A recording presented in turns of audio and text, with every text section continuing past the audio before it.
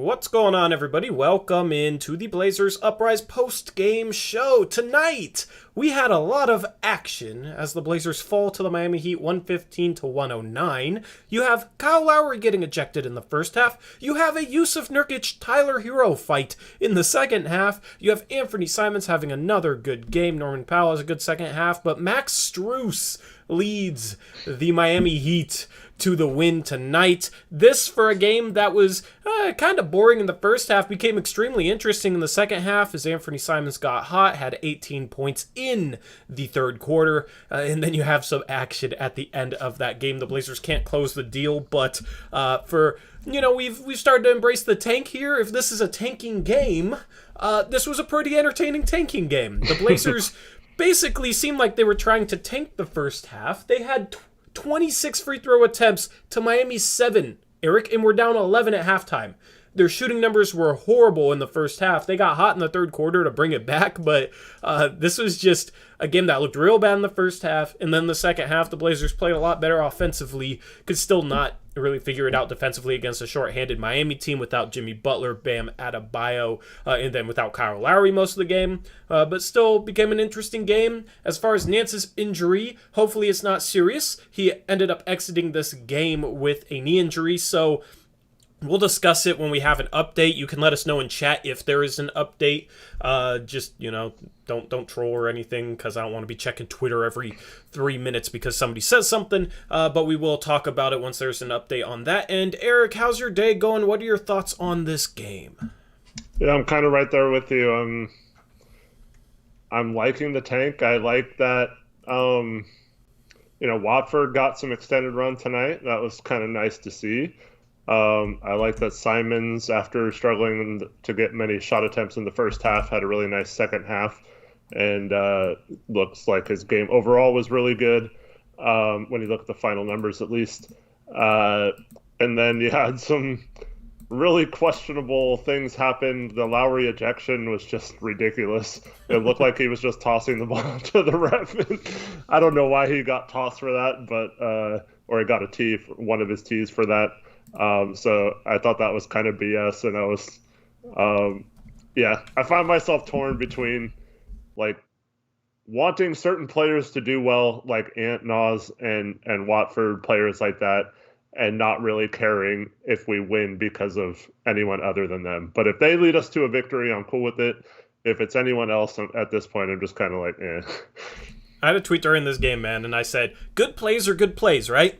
Bad plays are good plays because of the tank, so everything is good. That's how I'm approaching every game, and it's made it more enjoyable. This team has been struggling and might be without Dame. There's news that Dame might be out for an extended period of time. Maybe he gets surgery on his abdominal muscle. I just want Dame to make the best decision for his health long term.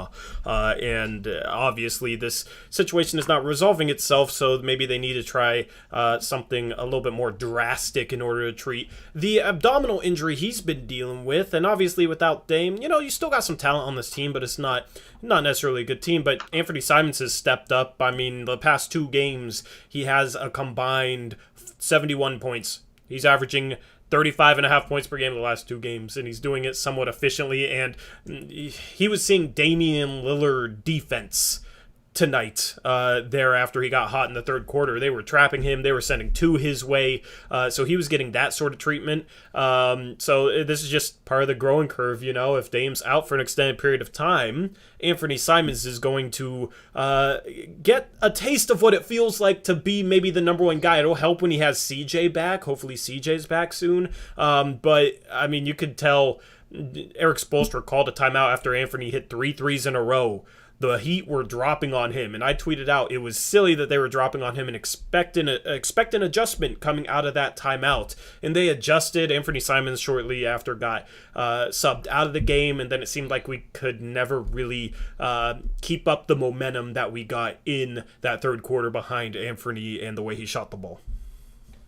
Yep. I really like the way Anthony's playing. I like his pace to his game. I like that his demeanor is much like Dame's early on in his career. Now, Dame's gotten a little more showy as he's gotten the Dame time stuff and got a little more amped up when he hits threes and stuff. But Ant doesn't ever seem to like show emotion, good or bad, too often, and that I think that's a really good characteristic in a young guard, in my opinion. Yeah, I agree. So let's just talk about this, okay? Let's just talk about I think what people want to talk about. This is kind of going to be the fun portion about the first half of this show. So we'll discuss the players when we get to the player cards, all that. We got time to discuss something that we haven't really had happen this year. So, with about, 2 minutes left, Jusuf Nurkic sets a hard but legal screen on Tyler Herro. Looks like he might have said something to Tyler Herro when he's on the ground. He kind of stood over him, yeah. Yeah, but, it wasn't anything too malicious. And in the end, if he says something, it's words, right? He has his back turned. Tyler Herro gets... Well, before that, so Nurk starts to roll and Tyler Herro tries to trip him. I think that was missed on the broadcast. But yeah. Herro tries to stick out his leg and trip Nurk as he runs away. Which is cheap. Yeah. And then Tyler Herro gets up in full speed, Andre Miller-esque, charges Nurkic in the back. Jokic-esque, Andre Miller-esque. You remember when Andre Miller did that to Blake Griffin? Yeah. Shout out to you guys in chat if you guys know what play I'm talking about. It ended Andre Miller's super long, games played in a row streak without missing a game. But, yeah, so then Tyler Herro just charges Nurkic's back. Nurkic doesn't fall. And if you don't fall from a dude, full speed running into your back when you're not expecting it, I mean, that's impressive. I saw somebody in chat say, Nurkic is so soft, he almost fell. Bro, have somebody charge at your back, okay? When you're not expecting it, yeah. Yeah, and you're probably going down, okay? So Nurkic doesn't even fall, turns around, and open-handed punches Tyler Herro in the face, okay? It didn't really land. He didn't get close enough to... He was kind of too extended with that punch, and it wasn't even really a punch. It was kind of an open hand to the face. And then... Tyler Herro starts backing up, the players start separating him, and then Tyler Herro starts to walk forward after he has multiple players between him and Nurkic. It's one of those things in the NBA where, when you don't really want the smoke and somebody comes after you, kind of back up, let people separate you, but then you want to keep up your appearance of looking tough. Mm-hmm. So then you start acting like you're trying to go after the guy and get in the guy's face again.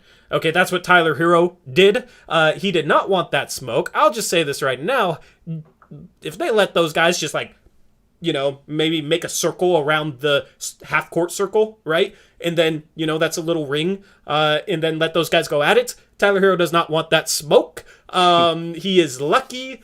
I mean, I don't know lucky, because that happens in every fight, so I wouldn't say he's lucky, but that's a typical NBA fight where, you charge a guy and you're going to be fine because within 3 seconds, there's going to be people separating you. Right, so it wasn't a situation where I think Tyler Herro really wanted the smoke. It was just kind of a cheap move from him to do that.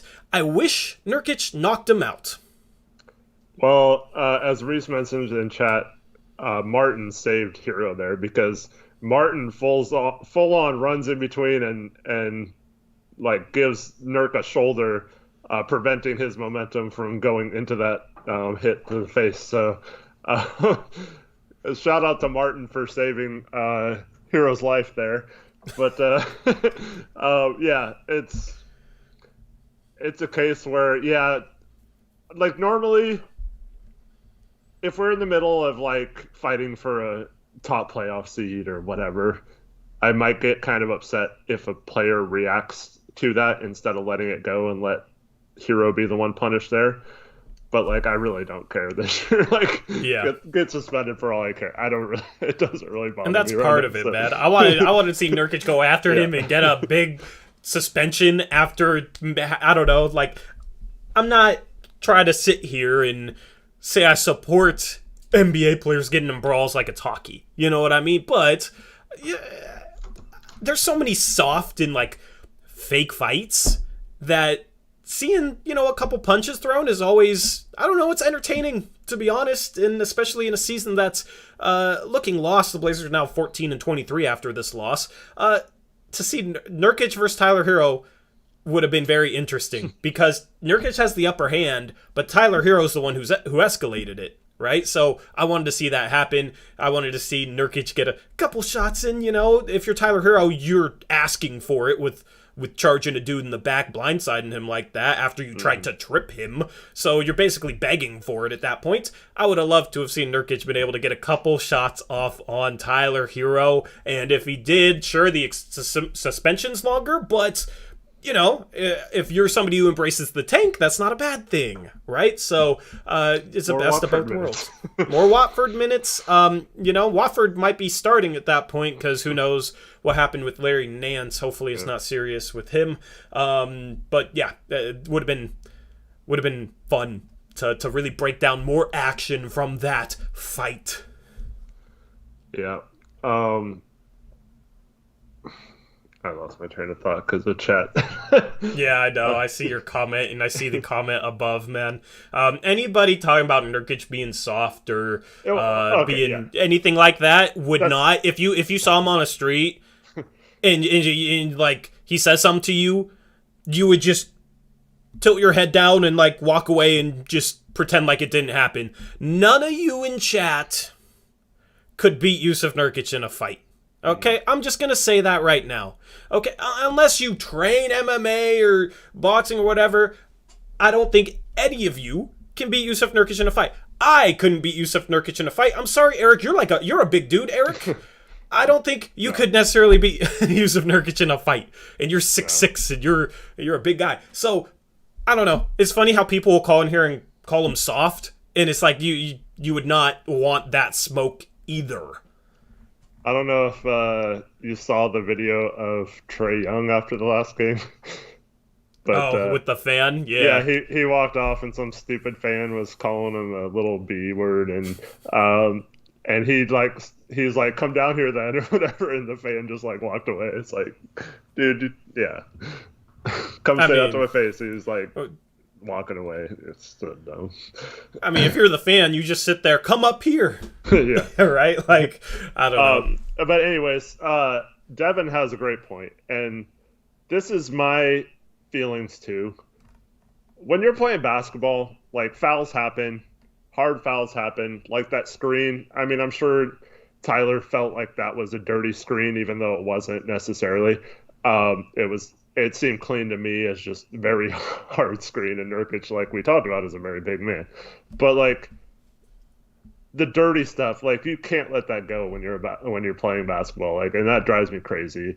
How someone like the cheap shots to the back or undercutting someone, jumping in the air, crap like that has to be retaliated against, and it shouldn't necessarily have to be our best players. But like I said, right now it doesn't really matter.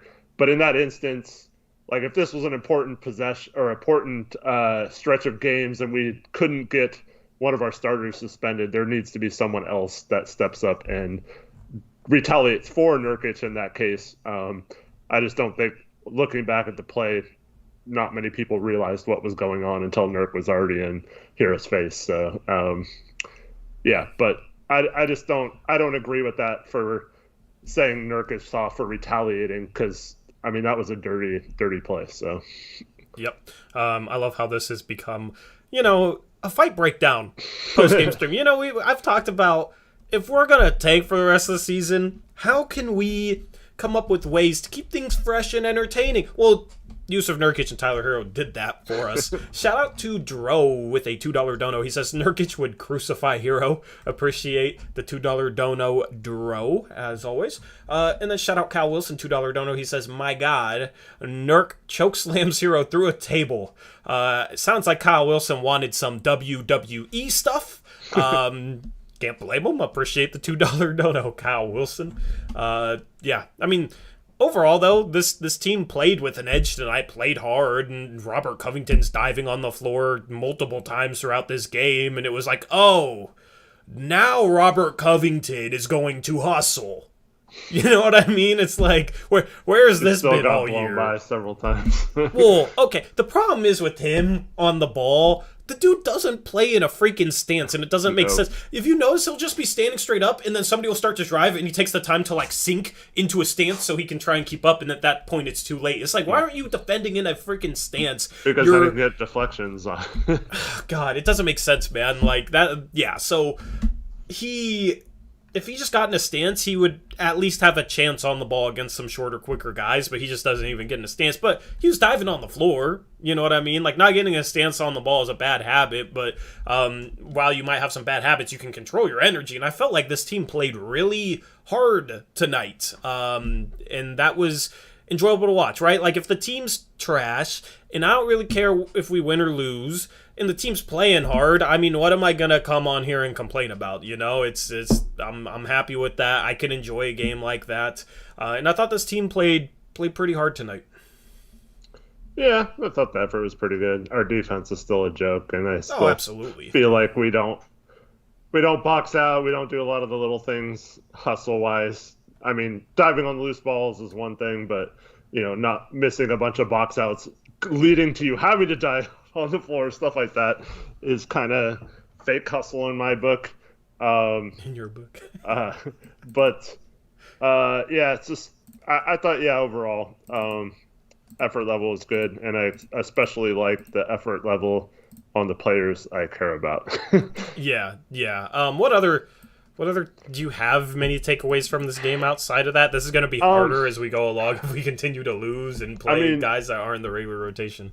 Miami does a good job of getting their shooters good shots, and I did not mean to do that. Whoa, we are not ending the stream right now. I randomly hit the outro. Anyway, go on. I was supposed to do the bottom stats. There we go.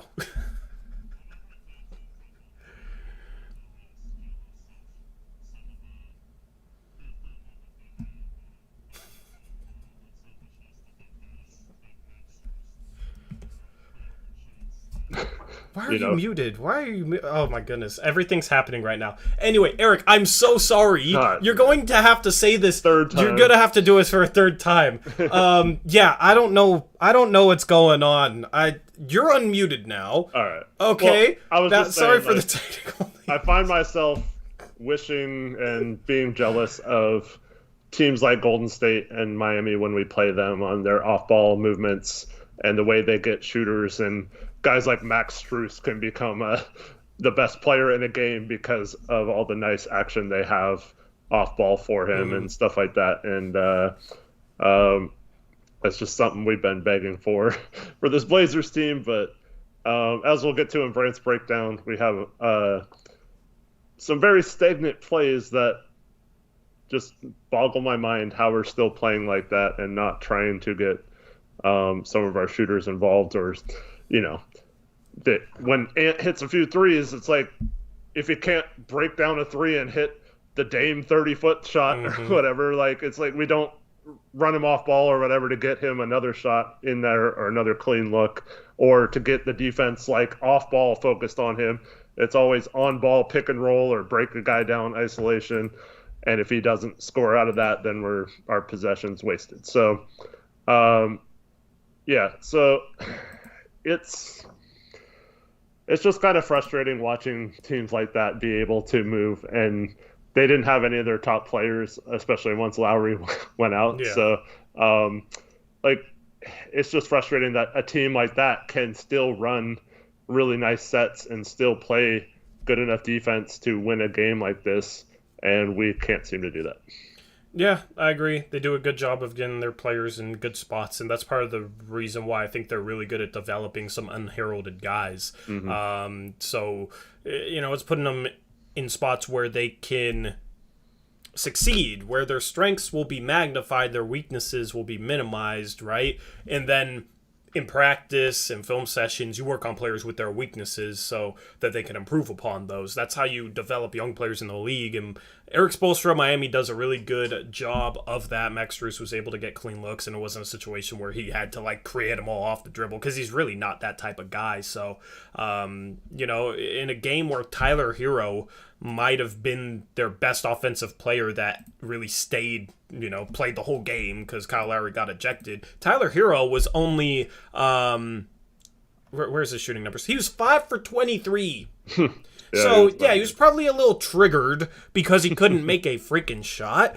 But outside of that, they still shoot 45% from the field. We can look at team stats in a second. 45% from the field and 46% from three. And it's because Max Strus is 9 for 17, 7 for 13 from three. Omer Yurtseven hit his only three. He was 5 for 9, right? Which one of the Martin brothers, I don't remember which one is on Miami, Caleb Martin, was 4 for 6. You get Duncan Robinson 4 for 7. Kyle Guy 3 for 4. Chris Silva 2 for 2. Haywood Highsmith 1 for 2, right? So everybody other than... Dude, that's insane. Everybody other than Kyle Lowry, Tyler Herro, and PJ Tucker, the three most notable players on their team, shot at least 50% from the field. That's crazy. That's crazy. So and it's because they don't have to do too much. They get put in spots where they can make shots and succeed. And shout out to the Blazers, man. Only they could give a person who never gets to the free throw line 12 free throw attempts and set his career high against us. Yeah. That's PJ Tucker. For 12. PJ Tucker has shot 21 free throws in 32 games this season. He shot 28 free throws all of the entire season last year. He just does not get to the line very often. Yeah, and shoots 12 tonight. 12 free throws. Yeah, so shout out Aeromancer. He said he was yelling at PJ Tucker and helped him miss those free throws. I think he was just shocked that he was shooting free throws in as many as he was doing. Because, yeah, he doesn't get to the line at all. So that's a shocking number right there. You got people in chat saying I'm tanking the stream. Maybe I'm taking the tanking thing a little too seriously. Can I address something that Alvaro said real quick? Yeah. He said I was hyped when we traded for Rocco. I was actually I was happy we traded for Rocco, but I was also disappointed that we traded 2 first. So I was kind of both. Torrey was more hyped about it than I was. I mean, yeah, it was just the type of trade that I felt the Blazers needed to make. They needed a 3-and-D. Like, everybody loved the idea of Rocco, right? Mm-hmm. A lot of people that criticize him now were on board with the trade and now will act like they weren't. But, the trade made sense, and that was what Rocco's trade value was at the time. He hasn't been as good lately, so we're probably not going to be able to get anywhere near as much back for him. He's also an expiring contract, so he could leave. He could just be a rental. So, I think we'll still be able to get a first for him, but 2 firsts is kind of out the window. But, the trade made a ton of sense at the time. People would criticize Olshey for just drafting guys that couldn't help Dame and how they needed to trade picks for a forward like Rocco, and he did it. So, in theory, it made a lot of sense at the time. It's just, in this organization with a lot of the problems that the Blazers have had the past couple of years, he can't mask them all, and now it's started to kind of leak over into his game with some of the mistakes he makes off the ball, especially that he never used to do in other organizations. So overall, I'm still not too down on the trade. It sucks giving up 2 firsts. The value was kind of a little bit questionable at the time, but he had just got traded for 2 firsts to Houston, right? Yeah. So no, I think it was worth 2 firsts at his value at the time. But I also said I was going to be very sad if either Sadiq Bey or Aaron Nesmith was on the board at 16, and then in our draft stream a couple days later, Sadiq Bey was indeed on the board at 16 still, and I even mentioned that at that pick. That I was a little sad at the time, because knowing that we could have had Sadiq Bey and our first next year, which ended up being like 23rd or something like that. I don't remember, but this fairly deep draft last year. So yeah, it's hindsight, but I was a little sad at the time, but I also thought it was a big trade still. But both things are possible. It just comes down to recouping value for him. Gotta get a first back for him.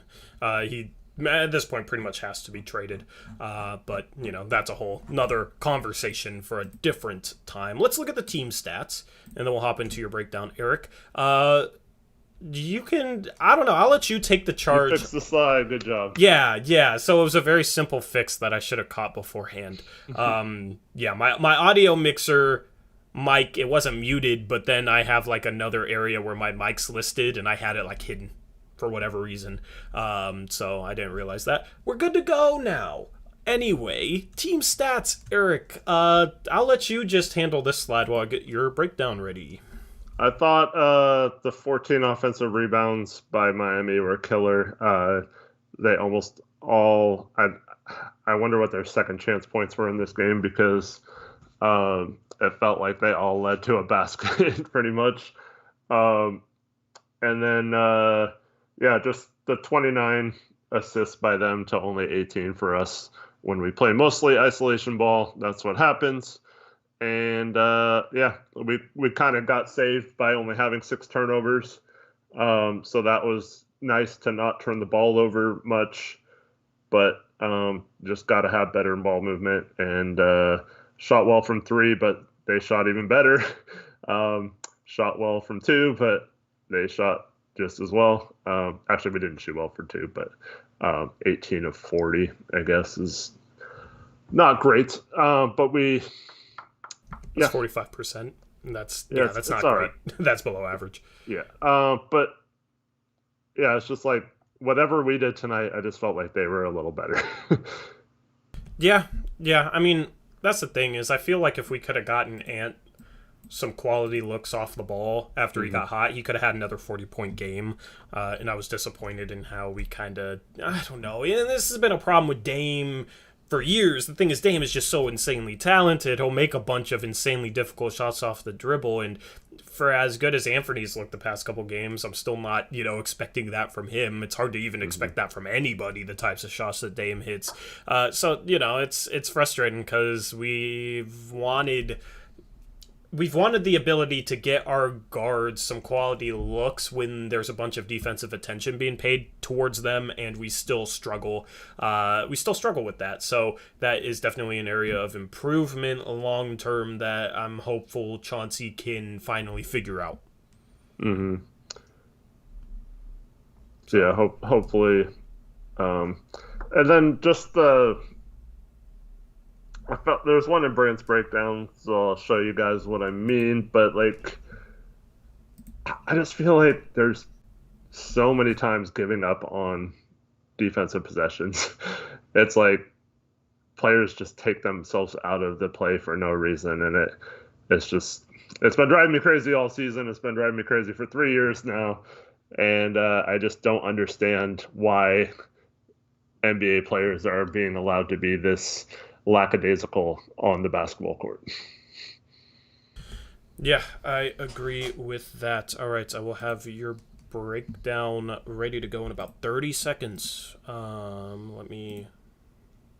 set up a new slide for it, so I'm just making sure everything's good to go for it. Yeah, so Little only had 4 rebounds tonight. Yeah, he was not as good rebounding as he had been. Nurkic was pretty much Covington was okay on the boards too, but Nurk and Covington were pretty much the only one getting rebounds tonight. Gotta have when Nurk's up top, on switches and stuff a lot, you gotta have other guys rebound, and they just were not doing that. Yep, I agree with that. All right, we're ready to go. Eric, what do you got for play numero uno? So I talk about the stagnant offense. I have 2 plays here for you that perfectly illustrate what is wrong with our offense and why Nurk is not being used properly. So we have this play. So Simons is passing to Nurkic. As you see in the bottom, there's 16 seconds left on the shot clock, right? Mm-hmm. So Nurk catches the ball in the second slide, and Lowry's just going to spend the first few seconds standing right on the block. So as you see the setup, just like in the first slide, all 4 guys are around the perimeter. And you go to the next slide, all 4 guys are still standing in basically the same spots. So third slide, yeah, here we go. Nurk backs down Yurtseven a little bit, and Martin comes to help. All 4 guys still in the same spot. And then in the last slide, so here, before you get to the last slide, here's the problem. We have in the second slide, if you can go back real quick, there's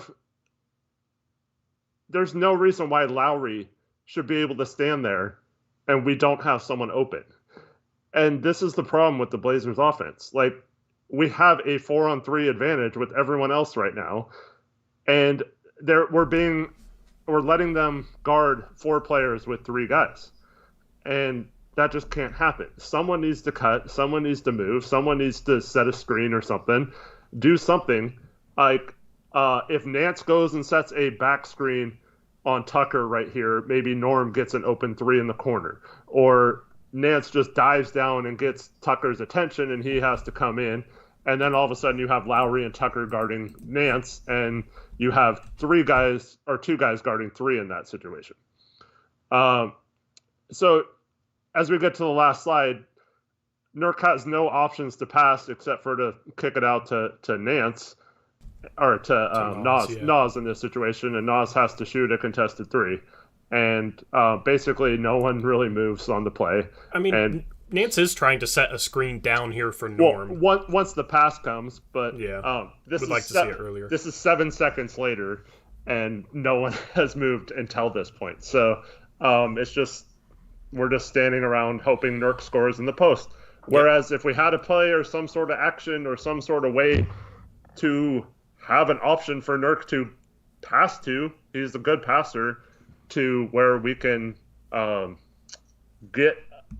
he'll find the open guy, but when no one's open, this is just a poor way to use him. Yeah, and I mean, the problem is when you stand around, right, you look at the 3 guys at the top, Norm, Nance, Nas. 2 defenders can guard them, and they just are able to set up perfectly, right? PJ Tucker splits Norm and Nance at the top of the screen, and then Yurtseven splits Nance and Nas, right, where they could get out to whoever. That's why you can't stand around when you enter the ball in the post, because you can send a second guy like a Kyle Lowry or whoever, and then the guys remaining can just kind of split the difference. And it's easier to split the difference if all the guys are behind the 3-point arc, right? Because they're further away from the ball. It's going to take longer for the pass to get there. So that's why you got to move, and that's the problem. Like, you don't have designed movement necessarily if you enter the ball into the post. You just have to know how to play basketball. Somebody go set a screen, cut off each other. You watch the Warriors when Draymond gets the ball in the post, and a lot of their action isn't planned. They just know how to move out of freelance situations where nothing is structured, and the Blazers have always sucked at that, and it's disheartening that they haven't improved. And another thing, too, if Ant dives right here, right towards where Lowry is, and then he can either come to the same corner as Nurk is, so if they don't come out, Nurk could just hand off to him and he'd be open for a 3, or he could just stay baseline until Nurk gets a little closer and then relocate or get out of there. But he would take both Martin and Lowry out of this play. Nas moves over to Simon's spot, and Nance moves over to Nas's spot, and then if Nurk kicks it out to Nas swings to Nance, and then either Nance will be wide open, or if Tucker comes out on Nance, then Powell's wide open in the corner for an open 3. So I mean, there's a number of things you can do off this. Just the fact that there's no movement, though. Like there's so many things you can do, and we don't do any of them. Yeah, absolutely agree. What do you have for play number 2? So this is probably going to look familiar, right? So what do we have here? Nurk posting up, right? Yep. So this is a couple possessions later. Nurk posting up. What do we have? Oh, our 4 guys standing around on the perimeter again, right? The 3 up top are way too close to each other, so there is no spacing. So, I mean, like, I think that Strus can guard 3 of them on one play. But as we go to the next slide, Nurk's going to back down, and we still have everyone same spot, and Nurk has to he actually makes a pretty good cross-court pass here to Ant, and but here's the problem. So Ant catches the ball and makes a good pass to Norm, but they're so close together that as we go to the third slide, Ant catches the ball, and he's easily guarded, so he doesn't have a shot, and then he's going to pass out to Norm, and Norm's going to take, in the last slide, a very contested mid-range pull-up shot with the shot clock running down, because basically there was no movement other than um, at the last second when it was too late. Yep. Yep. So we gotta be better when we enter the ball into the post. We can't just stand around like this. And Number of things we can do. You just gotta set screens for each other and cut off each other off ball, right? And Nas should probably maybe come towards Nurkic here, spread the floor a little bit more. It's just really bad situational spacing and situational basketball off the ball offensively. And when you have a big that you can play inside out with, we're just doing such a disservice. And that if I was Nurkic in these situations, I would be so frustrated because in both of these plays, he attracts numerous defenders. On the first play, he actually had 3 defenders attracted to him at one point. In this play, you can see 2 players on him. There's no way a good passing big man attracting a double team should not lead to an open shot somewhere. And it's just, I would get so frustrated if no one was getting open out of that. And we're just allowing teams to take Nurk away from scoring in those situations and then not giving him an avenue to pass because of our lack of movement. Yep, agreed. All right, play number 3. This is the last one, right? You had 3? Yep, cool. 3 of them tonight. And this is what I was talking about with just the random one player with just a bonehead play leading to an open shot, and it makes no sense. So Lowry's going to get the ball. He's guarded by Norman Powell here.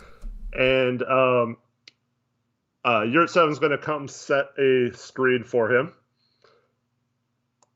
And in the second slide, we see that Norm's going to get completely held up on this screen. Right? He's not even going to try to fight through it. And in fact, in the third one, you can see that he actually backs up instead of trying to fight through it. And so Lowry basically forces a switch. At this point, Lowry is not Norm's defender anymore, right? It has to be Nurk. I don't like switching, but when you get caught up in the screen this badly, you have to switch and stay with Yurtseven. So I don't know what Norm does here, but he just stays right there where he's not guarding anyone. And Yurtseven just rolls to the hoop. And as you can see in the last slide, Norm doesn't move. And, Nas is instructed to not leave Tucker in the corner because he's a 3-point shooter. Strus is in the other corner who's been killing us. Like, there's not really much. I mean, yeah, one of those guys should have had help. But what is Norm? Norm just completely takes himself out of this play by not. He doesn't get back to Lowry. He doesn't guard the roll man. He doesn't do anything on this play. He just stands there in the middle of the key and allows a wide open dunk. And I don't understand what he was doing here.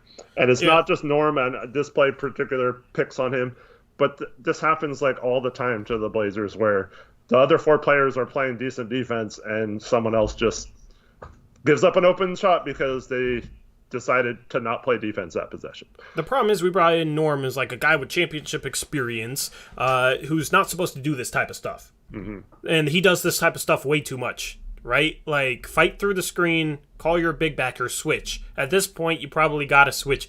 It just doesn't make sense. Like, what is...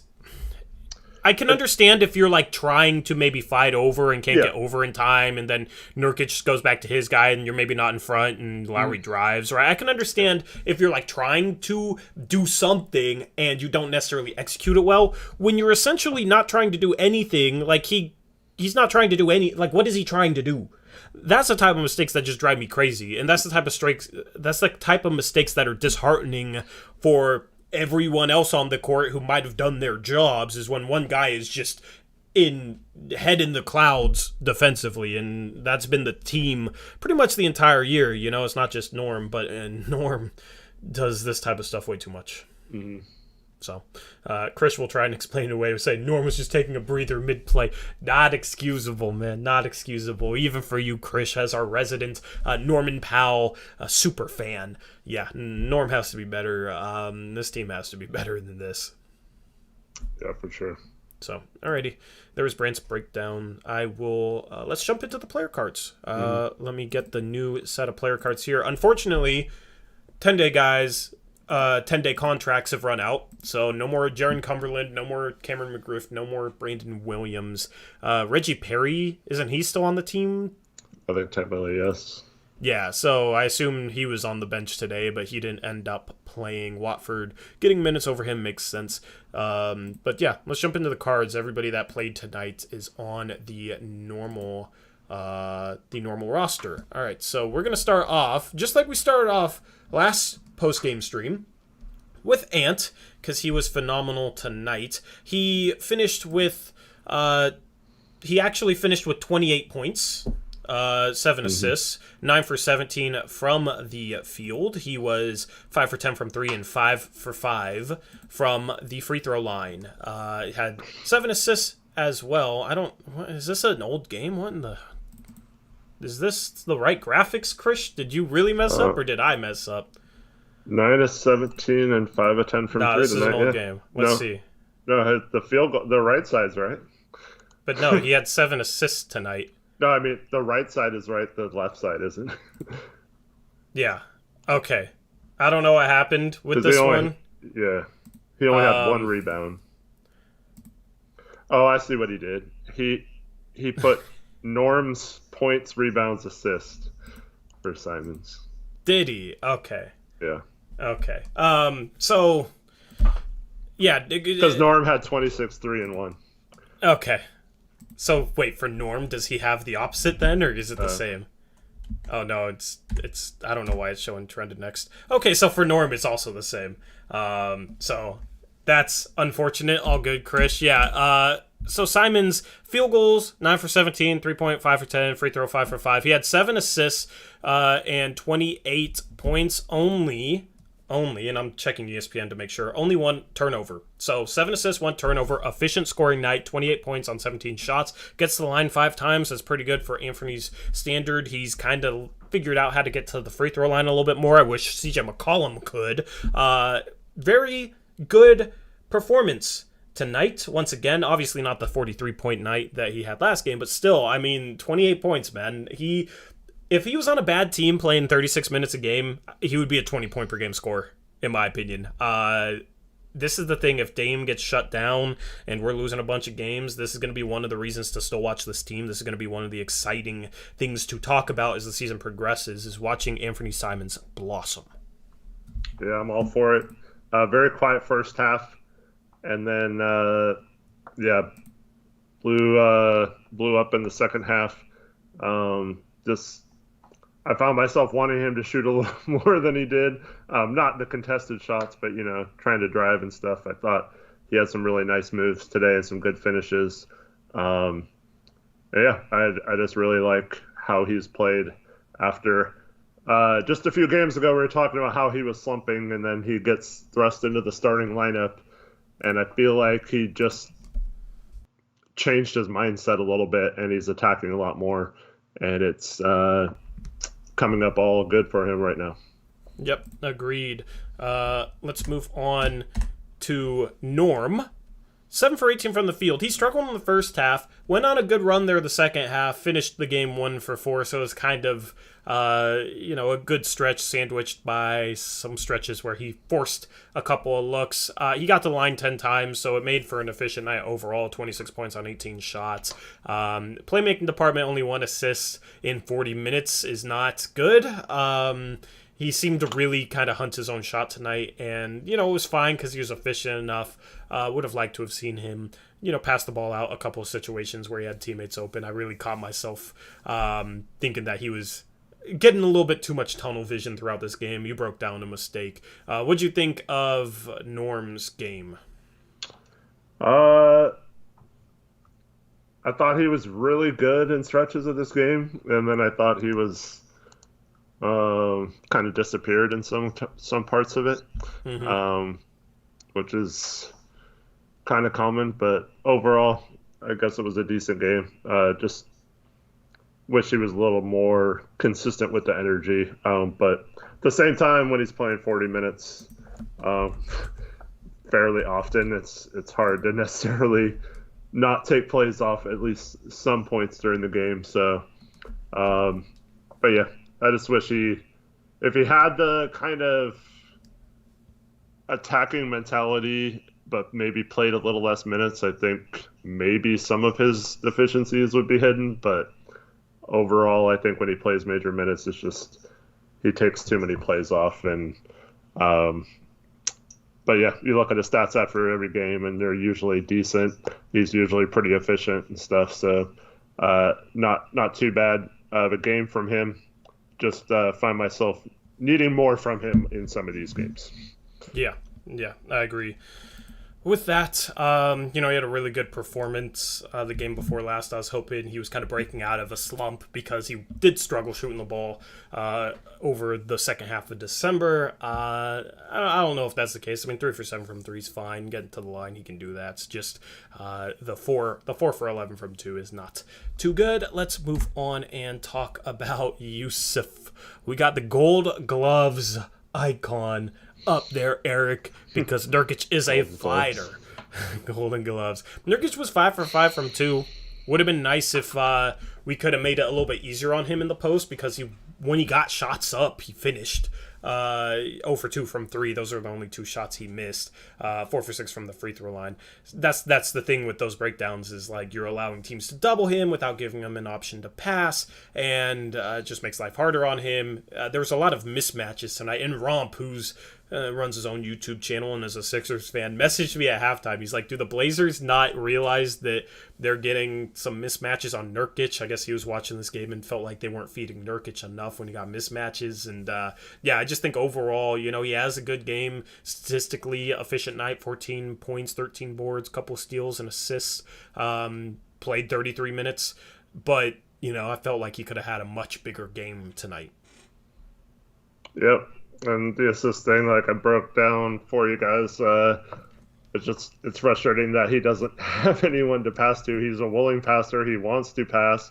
He wants to be involved in the offense, and it's just not his game to score like one-on-one or break a double team down and score very often. It's just frustrating that we're not giving him a lot of opportunities. But at the same time, I felt like, much like I was saying about Norm, I felt like he kind of checked out at times of this game as well.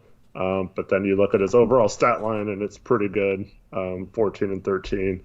I mean, you'll take that most nights. But I thought he, much like also the play I showed with Norm stopping, there was several times tonight where Nurk just hedged a screen and just stopped and didn't recover. Yeah.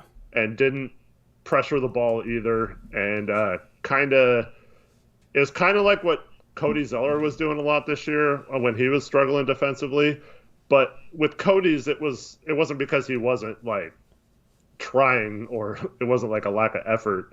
It looked like Nurk was just stopping and giving up on plays a lot tonight, and he usually doesn't do that. But I wish he would stay engaged more often.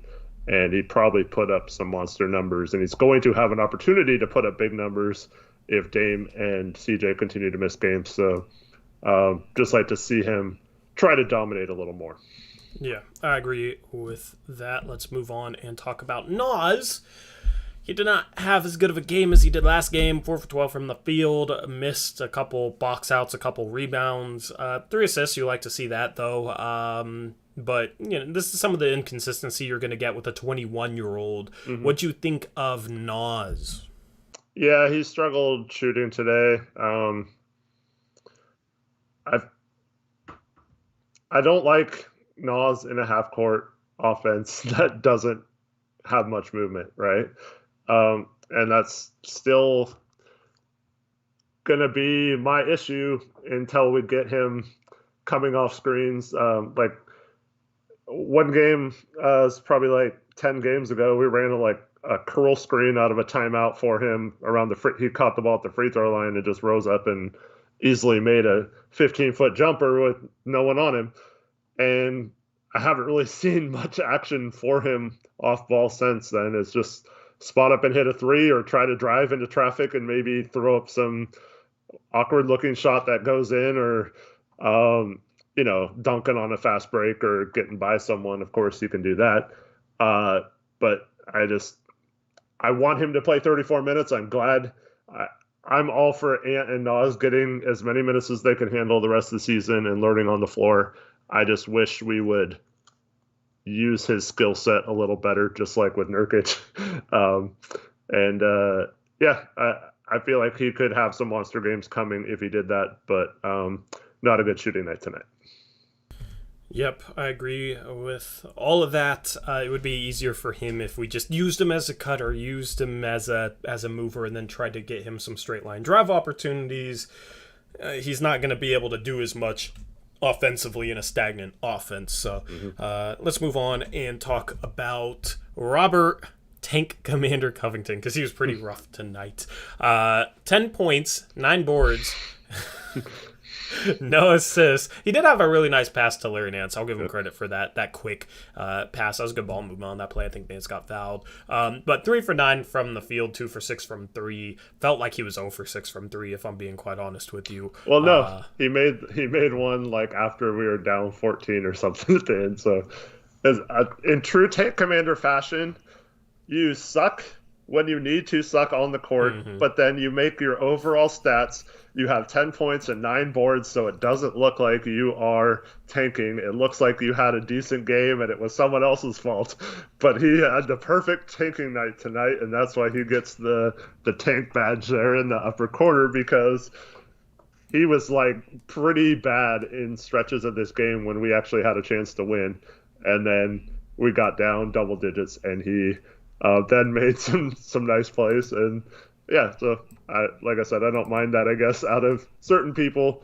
I'd obviously rather just have other players play right now. But yeah, he's just not been very good this year, and it's kind of sad. Yeah.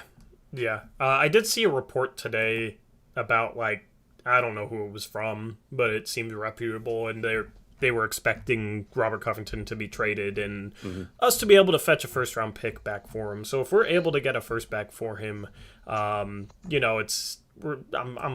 happy with that. It's not the 2 firsts we gave up for him, but at this point, expiring contract, I think he's the most likely guy to get traded, and it would make a lot of sense to be able to try and get something back for him. Anyway, let's move on and talk about Larry Nance Jr. 9 points, 2 rebounds, 2 assists, 2 steals, 1 for 4 from the field, hit a 3, 1 for 2. But the biggest thing is there an update on his injury? Did you see anything, Eric? I have not seen anything. I'll check a couple Twitter things real quick. All right. What the hell is playing on my phone? What in the world? Anyway, that was like a mobile game ad. That sounded... I'm trying to set up the Twitter space, and whenever I set it up, it like disconnects my phone from the earbuds. So, yeah. Anyway, that's what I was trying to do. That's... Lots of random stuff on this stream tonight. Anyway, hopefully that stalled you to figure out his... I've not seen an update, but I did come across this gem from Evan Turner, if you want me to read it. Sure, because he has me blocked. Oh, does he? Yeah. Nice. I don't know. He says, I'm pretty sure this is directed at Tyler Herro. He says, let a sleeping beast lie and just keep it hoop. If you're not 7 foot and 300 pounds plus, then make sure you sign a waiver before you roll those dice. Yeah. That's funny. That sounds like a good old classic Evan Turner tweet. Yeah. Well, if you guys figure out an update, let us know. I'm going to let Eric roll through the rest of these Twitter cards and hopefully have the space ready to go so you guys can call into the show. If you guys didn't tune in for the last stream, we're going to do like 20-minute Twitter spaces and allow you guys to call into the stream. I know that's something that's been asked for, so we're trying to roll that out. There's just a lot that goes into actually being able to do that on computer, since you're not normally able to do it on computer. And yeah, of course, dude, I swear, every time like something random plays, it always sounds sus or always sounds weird, and that was another example of that. So yes, it was a mobile game. That's pretty close, Zach. He said it sounded like a Candy Crush commercial. I don't know what it was. I was just gotta get that off the screen. I don't know what's playing. Anyway, let's move on and talk about CJ Ellaby. Eric, what'd you think of him tonight? I mean, did he play in the second half? I don't remember. I think he only played I a few don't think minutes in the so. first half. But he Um, played well. I thought he came out, provided some energy, did some good things. His one missed shot was off some good movement and got himself a nice little like 10-foot jumper. Um, yeah, he had a nice offensive rebound putback. Um, yeah, I know LB's not really going to be part of any rotation on a good team or whatever, but I'm fine with letting him get minutes right now if he's one of the few that are actually playing as hard as possible out there. Yeah, I mean, his three-point shot has looked better this year. I'm curious what he was shooting. Obviously, it's going to be a small sample size. I think he made his 8th three tonight, but it was a big question mark. He has struggled with his shot, and he was looked at as a shooter coming into the league. He is now 8 for 23 from three-point, so if anybody knows what percentage that is, let me know in chat. But just being a hustle guy, he got a good putback. It was a terrible box out. Ellaby was able to just run right to the rim, and then the ball fell in his lap. But you gotta give him credit for crashing the offensive glass and getting a putback like that. And then he always brings energy defensively. I mean, 5 points in 3 minutes. I felt like he should have played a little bit more tonight. It was just nice to see him hit a three as well, along with make a hustle play. Mm-hmm. And 2 boards in 3 minutes is good too. I mean, per 36, this dude had a phenomenal game. He had like 50 points and like 22 rebounds or something like that. So 35%. Yeah, hopefully, see if he can be a 35% shooter, that's fine. Just need him to be able to continue to knock down threes. Up. Bro, did Chris read my mind, Eric? The next slide. I did not know this was the next slide. I did not know this was... Chris, thanks for reading my mind. You made up for the Anthony mistake. 60 points, 10 rebounds from CJ Ellaby tonight. For 36. For 36. Nice. 24 for 36 from the field, 12 for 12 from 3. Almost set Steph's record. Just a phenomenal game. Plus 48, too, in a loss. I mean, we got outscored by 53 points in the 12 minutes he was not on the court tonight. Damn, that sucks. Damn, man. CJ Ellaby tried to save the tank, or actually he tried to destroy the tank, but the tank was too strong. That's a phenomenal stat line from CJ Ellaby tonight. MVP caliber stats. Yeah, for sure. Anyway, we got Trendon Watford. Trendon's jail Watford is the last slide. What'd you think of Watford tonight, Eric? Man, I like his defense. I like it a lot, actually. He got switched onto Herro, blocked him. He tried to drive on him, and he blocked his shot. And then the next possession, Herro got the ball, had Trendon isolated at the top of the key once again, and he passed it like a hot potato, wanted no part of it. So it's weird seeing Trendon as like a defensive guru out there, but I guess when you play with a bunch of guys who are terrible at defense, any sort of somewhat halfway decent defense looks like you're all world on that end compared to the rest of the team. Yeah. I mean, one of the knocks with him coming into the league was he struggled defensively. Mm-hmm. He's been surprising. He's like the only Blazer that has overachieved defensively this year. He's just like solid. Like he doesn't get out of position. He doesn't. His foul. One of his fouls I thought was a pretty good block.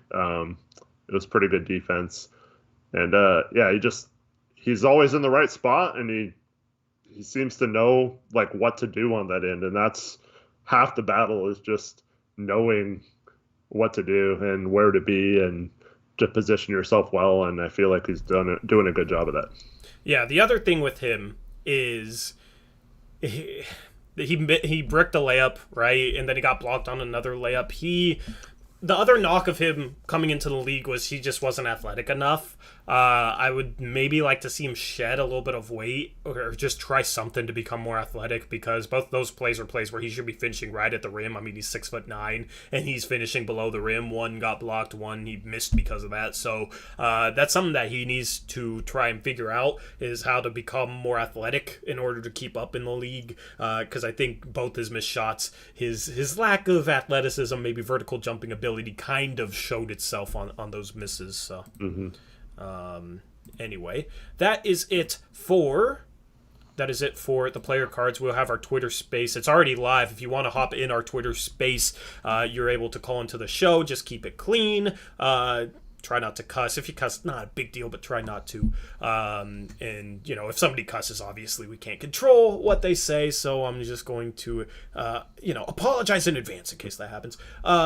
This is something we're doing in case you're new to this. This is something we started the last post-game show. I figured if we're going to be losing a bunch of games, it would be cool to let you guys call in to the show, share your opinions, or ask a question, and make this a little bit more community-oriented, and it would keep things fresh as the season goes along. So that's the thought process behind that. Zach, if you can... I had Zach start the space since my phone always plays random audio. I basically tried to start it on my phone. The plan was I was going to start it on my phone and then join on my computer, but whenever I start it on my phone, it doesn't play through the earbuds that I have, and I can't turn the volume all the way down on my phone when I'm in the space. It's very weird, so lots of little things with it. Zach, just give me the link, and I will post it in the stream, and then we will start things off with that.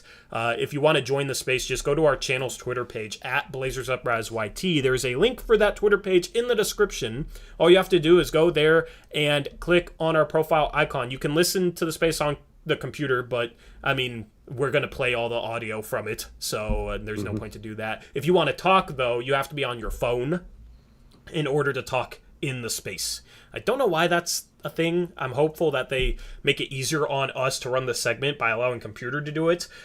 We found a workaround on computer to be able to talk in the space and stream it. But yeah, if you want to call in, you have to be on mobile as well. Still waiting on Zach to give me that link so I can post it. It's in the chat. Is it in the chat? Zach posted in the chat? Cool. Yeah. All right. And also, if you want to tweet it from the Twitter page, Zach, if you feel like doing that, you could do that as well. So let's jump into the space. Eric, I'm going to mute myself through Skype. And here we go. Let me turn up the volume here. All right. So we're getting started with our Twitter space. Let's jump over to the slide. Oh yeah, your webcam's gone, dude. There's so many random things that have happened in regards to just random technical difficulties that haven't really been a problem. But like tonight, before the stream went live, Eric just randomly his webcam wasn't showing up. So on all these slides, that's kind of how it is right now. So let me just crop him in here. All right, and this is very makeshift. Bear with me here. Crop him into this space, and then we will get going. Right. And Michael will be our first speaker. If you want to unmute and just be quiet for just a second, we'll get to you in just a moment. Yeah. Sounds good. So, just if you come in the space, just request to speak. We'll take one at a time.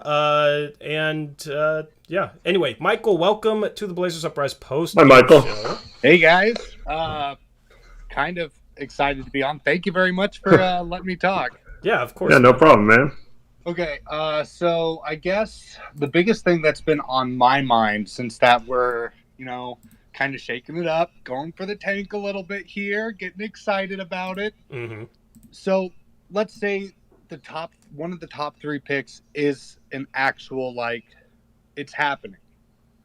We're there at the end of the season. We've tanked. We got one of the top 3 picks. Who are we then looking at to trade CJ or one of these other guys in order to make that next step? Would you go get Ben Simmons? Now you have all these other younger guys getting more minutes. You might get some trade value out of them by the end of the season, but I'll stop talking. I think you guys know how to answer my question. Yeah, so I'll just start off. Obviously, getting a top 3 pick is not the ending move there. It's just a nice part of things.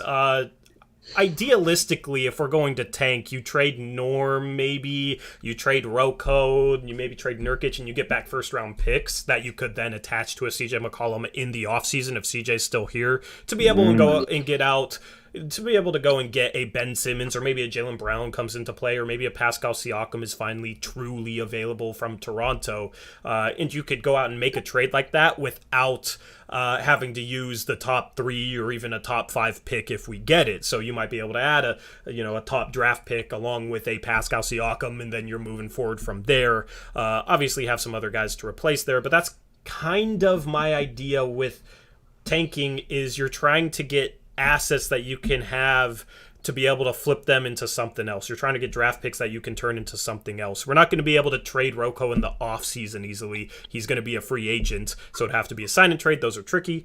So if you can get back a first for him that you can then trade in the offseason, that's idealistic. So, every target we've talked about Ben Simmons, we've talked about Pascal Siakam, we've talked about Jaylen Brown. All those guys would be on the table in that situation.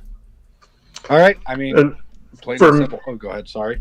For me, there's obviously considered 3 very good players in this draft. 4 if you want to include a guard who we probably wouldn't be interested in that scenario. Unless we traded all our guards and let Ant walk, and then maybe we need a guard, but that seems kind of weird to tank for a guard. But the other 3, in my opinion, are all guys who could make a difference for the ceiling of this team. And I feel like each of them has, strengths and weaknesses that could play into fitting with Dame. Most of their strengths, I feel like, would be good for what Dame needs moving forward, even though he's super young. But we saw a team like Phoenix last year make it to the finals with 2 third-year players in their starting lineup and contributing a lot. So it's not like, and they had an even older point guard than Damian. So I feel like that's a little overblown that a draft pick couldn't help. My dream scenario, I've been against Ben Simmons for a long time, right? I don't think he's a good fit with Dame. I don't think those 2 would play well together. However, if we get this guy Jabari Smith and somehow have a chance to get Ben Simmons as well, I feel like those 2 would form a forward combination that the Blazers have not had since probably Pippen and Sheed. And I feel like they would be just complement each other so well because their weaknesses are the other person's strengths. So, Simmons is really good finishing inside and ball handling and breaking players off the dribble. Yep. And Smith is more, shooting outside, like deep 2s, mid-range, a little less efficient around the rim. Actually, he's terrible finishing around the rim right now. But I feel like those 2 would play off each other and they would just be a really good mix. So, like Tori pointed out, you trade guys and get as many picks as you want. My favorite scenario is getting our first back from the Bulls so we can trade future picks again, because right now it's kind of tricky to trade future first. And then if we somehow got Jabari Smith, then I would say trade our 2023 and 2025 first, and then whatever first we got back from the Norm trade and CJ for Ben Simmons, then you give them Philadelphia what they wanted, the 3 first and CJ, and we still get our top pick and we get Ben Simmons and we still have Dame. And those 3 would, to me, form a very good trio that we could build around and move forward with. But I mean, it takes some luck, though, because we could finish in the bottom 3 and fall out of the top 3 or top 5 and be like the 6th or 7th pick, and it kind of ruins the strategy. Or we could finish 7th or 8th and still move up to the top 3. So there's some luck involved, but overall, I feel like getting a top 10 pick sets us up better to make moves, like Tori said, whether it's to keep the pick or to trade for someone else, better than it would be if we lose the pick altogether and have no cap space and don't really have any assets. Okay, if we do go this route, does that mean that we have to trade all of our expiring contracts at the trade deadline? It doesn't necessarily mean you have to, but it doesn't make sense to keep them on the team if you're not going to get anything for them, with the exception of Ant. I think since Ant has a restricted, we can match any offer for him, so I'm not worried about him leaving for nothing. But other than him, I think with Nurkic and Rocco, if you can get anything useful moving forward, unless you think you can re-sign one of those guys in the offseason for cheap and are comfortable with like a Nurkic as your starting center moving forward, I'm not sure where Cronin will lie on that if he's the one making the decision. But yeah, I think you got to get something for them rather than taking this season and then letting them walk for nothing. All right. Hopefully that answered everything, man. Thank you for calling in. Yep. We will now talk to, that was Michael, appreciate you. We will now talk to Mills Woj was up next, and then we'll talk to Rocky. Mills Woj, our first returnee, so I guess his experience calling in on the last stream was pretty good, considering he's now back. So here we go, we got Mills Woj in here. Should be a speaker now. Let's see here, add a speaker. There we go, what's up, man? Hey guys, another fun night. Yeah. So I have a couple of points. Okay. I don't know how much you guys have been paying attention to Dwight Drains' Twitter and sort of the tangents that he's been on in the past couple of days, in which that vary on the team should trade Dame. We always, I feel like here we're always just shutting down. Dame's not requesting a trade, and like obviously everybody knows that, but he's very on the like, we have good guards. Anthony is playing well. CJ could play well. Like, he's been saying that, and then it's just like you get more assets for him. And I don't think it's really – I'm not really worried about him saying it, but actually it's like he's someone who has always thought of very credible. So I just wanted to see if you guys had any thoughts on like that. And also, if Nurkic is going to be going, I mean, everybody talks about Miles Turner, but who are some other options who you would like to see at center for next season? That's a really good question. That second question. As far as your first question goes, or your first statement, really, yeah, Dwight James has been on some tangents for sure. But I don't think it's anything where it's coming from sourced information, because everything we've heard from this team is like they're not going to consider Dame trades. That's off the table. I think they're going to sign the extension with him that he wants, the extra 2-year extension. So I don't think it's coming from a place of, I don't think it's coming from a source within the organization or anything like that. And he also just lost his job basically, or went into retirement. I forget which one it was, but I think it was all of both. Yeah, and you got Joe Cronin running things now, so I wouldn't necessarily take, I think it's just him stating his opinion. I wouldn't take that as anything to be worried about as far as a Dame trade. Is there anything you want to add on to that part, Eric? Well, for the record, I mean, just in case anyone has not heard this, Tori and I are 100% in the camp. You let Dame stay as long as he wants. If he wants to be here, if he wants to embrace the tank and he's fine with losing or whatever, I pay him the extension, do all that kind of stuff. I've mentioned this several times. We can get him to sign the extension late in the offseason next year. There's a 6-month window after he signs that extension where he can't be traded. Time it out right to where that date is after the trade deadline. And then all this stuff disappears this whole next season.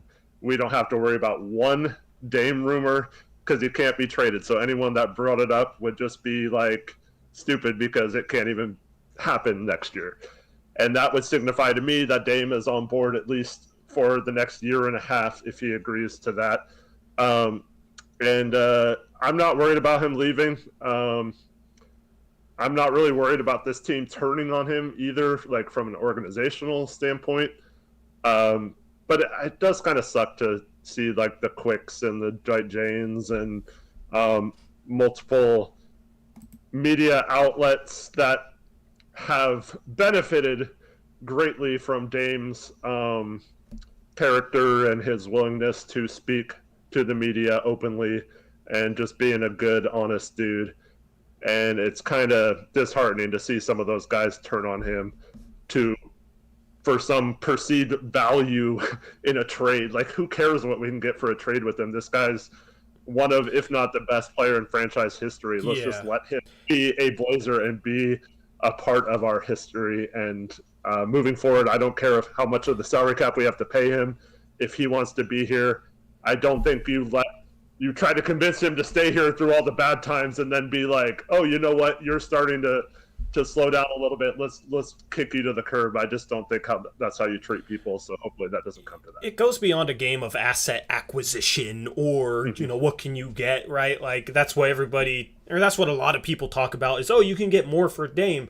It's bigger than that. It's a superstar that embraced the city and was loyal to the city through ups and downs, and you don't quit on him when, maybe he's struggling or injured when he's down. You don't quit on him just because you can get a couple more, or a few more assets compared to trading this guy, or compared to trading a CJ or an Anthony Simons or whatever, right? With Dame, you got to reward his loyalty with loyalty. So I don't think it's a situation where the organization is going to be dumb and trade him. Even if the deal made sense, it's still bigger than that. So that's my thoughts on that. As far as potential centers, like say we trade Nurkic, that's a really good question, Mills Woj. If we trade Nurkic, a replacement center could be, I don't think any of the top 4 guys are centers. Jaden Ivey is obviously a guard. But Paulo is more of a 4. Chet is the only guy who might be a 5, but he's too skinny right away, so I don't think the replacement would come through a high draft pick, unless maybe we got the 5th pick and drafted a Jalen Duren.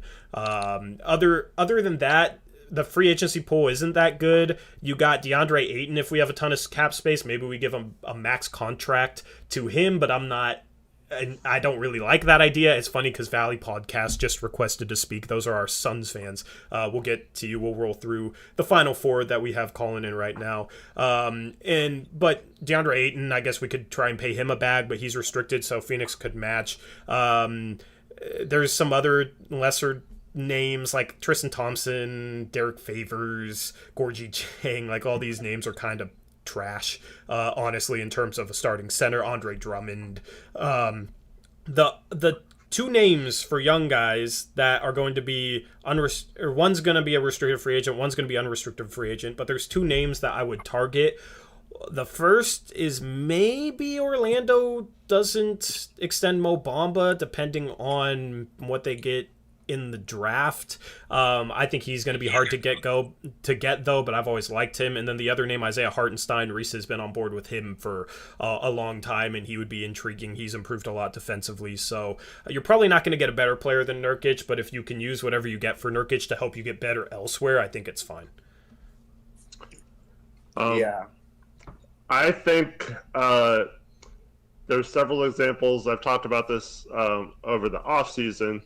But there's examples of guys who are just cheap bigs that you can get either as free agents or Tori mentioned a lot of them. I don't think Tori mentioned his favorite trade target if we did need a Naz Reid. Maybe not as a starting center, but yeah. Mm-hmm. There are a couple of other guys. One is a restricted free agent, and that's Nicholas Claxton, who is an example of a cheap big that the Nets got. That would be yeah, so he's a guy. I'm sure the Nets will go way into the tax to keep him, but he's a guy who, like, the Nets just got in the second round or whatever, and didn't really spend a lot of. Or didn't really have a plan to have him be a starting center or whatever, but you could just find bigs like that. And then, like, Daniel Gafford was another one. He got extended. Another guy that's a free agent who, because of his contract, some weird thing in his contract, will actually be an unrestricted free agent, even though he's coming off his rookie deal, and that's Mitchell Robinson. So maybe you can he hasn't had a good year, but he's going to be unrestricted. Yeah, so maybe you can see something there in him and maybe steal him away. Or if they re-sign him, maybe that leaves Nerlens Noel or someone like that expendable. So there's bigs you can trade for. And we've seen every summer, to Tori's point, that there's been not a good market for big men unless you're like an elite big. So like Ayton will get paid this summer, but think of how many bigs there were the last few off seasons that didn't get paid and had to sign like minimum contracts places or very cheap contracts when you thought they were going to get a big deal. So I'm not too concerned about it. I think Nurk is kind of in that middle ground where he kind of fits moving forward depending on who we get, but he kind of also doesn't based on some of his inconsistencies. So I could see it going either way, but I think it would be easy to fill that if we do let him leave.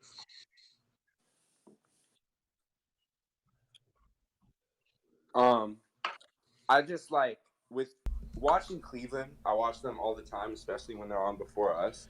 If we get like fantasy wise, if we get Chet, I think it's sort of something where he would need a good big next to him. Like, and you could sort of replicate. I mean, I'm not saying that he's as good as Evan, but like his shot blocking is out of control. Yeah, like, it is. Him and Miles Turner would be intriguing. With Dame on the floor would just make Dame even probably a better defender, because if he fights over a screen and gets beat, it'll encourage him to do it, because then he knows guys are back, and then you don't have to rely so much on switching. I just think it would be a good idea to have something like that. I mean, Chet with a good rim protecting 5 would be very intriguing. That would be the dream. Anyway, thank you, Mills Woj, for calling in. Let's go to Rocky. We'll try and speed this up a little bit. We got we'll get to 4 or 5. Oh, we got Jared and Reese calling in. We'll make it quick with them. We'll try and get to these. Anyway, Rocky, I am now adding you as a speaker. Feel free to unmute and let us know your thoughts on the Blazers. What's up, Rocky?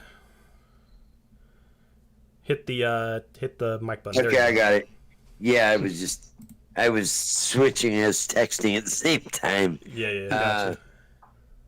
Gotcha. I just caught your guys' little show here because I was just leaving another space because it was getting kind of full, and I was like, oh, there's another one going. Oh, this is kind of cool. We're actually streaming live. Night. We're streaming live on YouTube. We do a post-game shows on YouTube, so we're currently streaming there as well. Oh yeah, I think I've been on one of your YouTube streams before. I think probably in the off season or earlier in the year. I don't remember exactly which. I follow a lot and do a lot of different podcasts and spaces, and yeah. So I don't know how long you guys have been going, but I just know that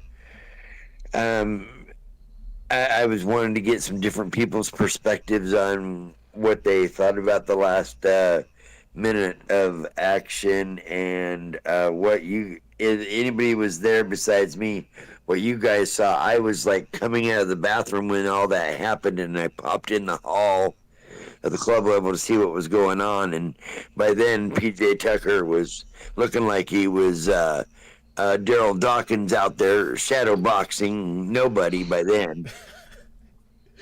Yeah, well, what'd you think of it? I'm curious as to what you thought of it.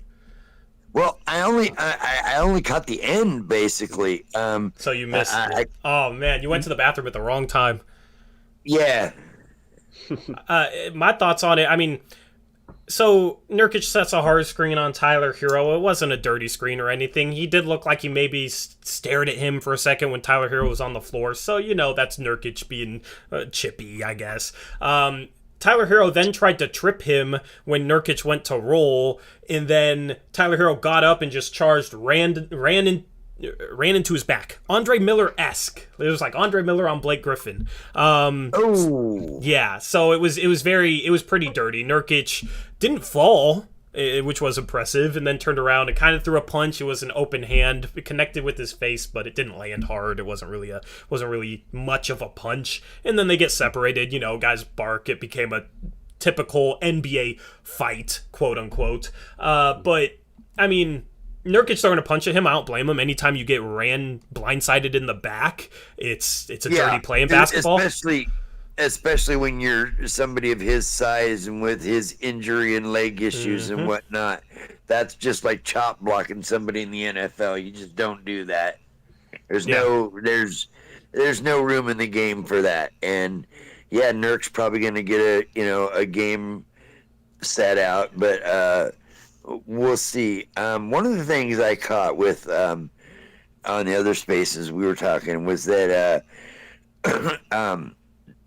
how it just seems like this team doesn't have a lot of fight, and then the last two games, lo and behold, we start showing a little grit and fight in the second half, and I liked that, and it's made the last two games really fun and exciting to actually go to, win or lose. That's like, if you're gonna fight and you're gonna scrap and do what happened in that fourth quarter, and even at the end when Miami had pretty much buried him in that last little run, they kept fighting, and that's something we haven't seen from this team all year.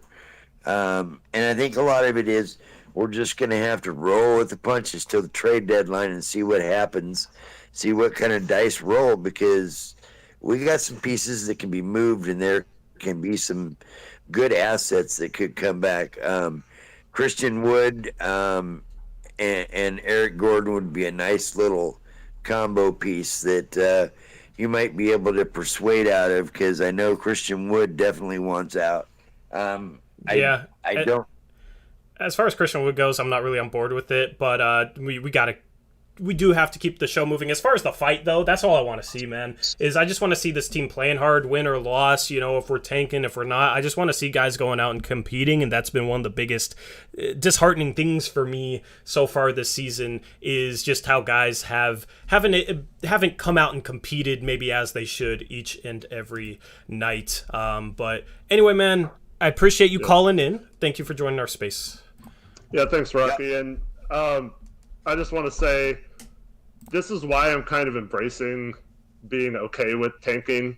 It's not because I want to be a losing team or have that mindset, but it's because I enjoy watching these guys that played the last two games play and compete. Mm-hmm. And I feel like as long as I'm watching a product where we're watching a guy like Anthony Simmons blossom and Nas is hustling, and I'm cool with them getting minutes, and win or lose, it's fun to watch those guys if they're actually trying, versus some of the points in the season where you have to question whether this team really cares that much about winning.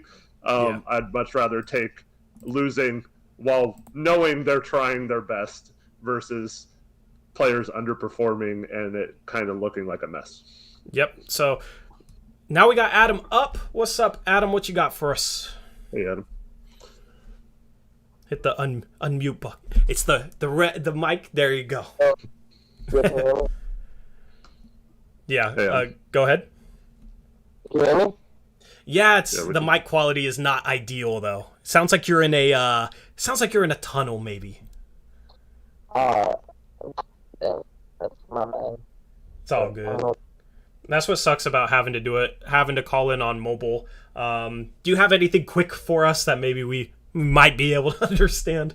Isn't the Jared Turbine? Yeah, the Jared Turbine. What do you think we do at the deadline? Do you think we trade all of our guys for picks, or do you think we try to go for the all-in trade grips or something? I'm sorry, man. I cannot understand what you're saying. I think he said, "What do you think we do at the deadline? Do we trade all your guys for picks, or try to get other players for them, or what?" Yeah, I don't know, man. Sorry, but the mic, I don't know what happened to your mic. Your mic is letting you down, but appreciate you calling in. You can tweet your question at us. I'll be happy to answer it on Twitter, since your mic or phone or whatever is unfortunately letting you down. Anyway, let's go to Shervin. We got Shervin calling back in. So our second returnee, Shervin, you should now be... There's a little bit of lag when I add speakers, so now you should be good to speak. Shervin, what do you have for us, my guy? Yo, you can hear me? Yes, sir. Yep. All right. What's up, Well, I Shervin? just wanted to... You said what? You said sup, Sherv. Oh, what's up? I just wanted to say, what do you guys think about, if we can't get any impact players, any good trades, just trade all these guys for picks and just do stuff in the offseason? Try to move the picks I mean, Roko, Nurk, all these guys. Did you just start tuning into the stream? Because we just answered that. Oh, for real? Yeah, we literally just answered that. Yeah, I mean, I'm down. You know, that's the thing is, here's how I'd explain it, Shervin, man, is it's easier to trade first-round picks than it is to trade players who might be worth a first-round pick, right? Because in order to trade a Robert Covington or a CJ McCollum, the team getting them has to think they're a good fit on the court, a good fit off the court, and, you know, has a need at whatever that player provides, right? So a lot of teams might not want a certain player, whereas if you're trading draft picks, that team gets the choice of picking whoever they want. So it's a little bit easier to trade. And GMs always think they're smart by drafting the player versus trading for one, you know. Yeah. So, I mean, I'd absolutely be down to trade some of these vets for first-round picks and then try and flip them into something in the offseason. I think that's the better move, considering Nurkic is going to be a free agent, Robert Covington is going to be a free agent. Having first-round picks instead for those guys to use in a splash trade is definitely a good option. Mm-hmm. I have one more thing. All right. What do you guys think about trying to trade for Jakob Poeltl? I'll let you answer this one, Eric. If he's available, because he's a really good rim protector. I mean, if he was available, sure. I don't see why the Spurs would trade him or like what they would want from us right now. But I think they're still pretty high on him, and he's actually developed into probably a top 15-ish center in the NBA. Yeah. So, yeah. I mean, definitely. If we had an opportunity to get him, sure. Yeah, and like Shervin's a smart basketball fan, man, because a lot of people I feel like would sleep on a Jakob Poeltl, but he's really, really solid. He can protect the rim, he can pass, he can finish. So that's a good name. Is that your Isaiah Hartenstein, like Reese's favorite guy? Yeah, I think he's really good. He's efficient too. He can rebound. He plays defense. I mean, I'd absolutely be down to go out and get him. It's just, as Eric said, yeah, it's hard to see how a trade with us in San Antonio might align since we're both kind of in the same boat. The only thing I can see is if we've heard rumors that San Antonio is interested in Ben Simmons, right? Mm-hmm. For some reason. They'd have to make it work somehow with players. So if there's not a player like... Portal doesn't make sense with Embiid. So, you know, maybe you can poach him but that means not getting your guy Ben Simmons either, Sherman. Oh, yeah. It's a tough one. But that's the only scenario I could see is if they were making a big trade and needed his contract to make it work, but the Sixers or whatever team trading for him didn't really need a center. So maybe you can, you know, step in as the third team there. Yeah. But like what the Cavs did with Jared Allen. Yeah, exactly. Yep. Anyway, Shervin, thank you for calling in, man. Have a good night. From you. I look forward to the next time. We got Valley Pod trying to call it. So let's see who's on the Valley Podcast account. I'm assuming it's Gabe. Valley Podcast, you should now be good to speak. Should be. A little bit of lag.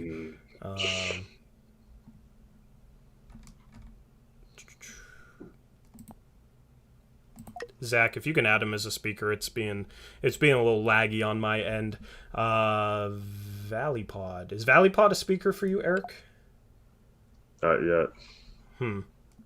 Yeah, I don't know what's going on with that. I've hit Adam as a speaker like 5 times, and it keeps saying they're a speaker, but you got people in chat saying Bobo. No to Bobo.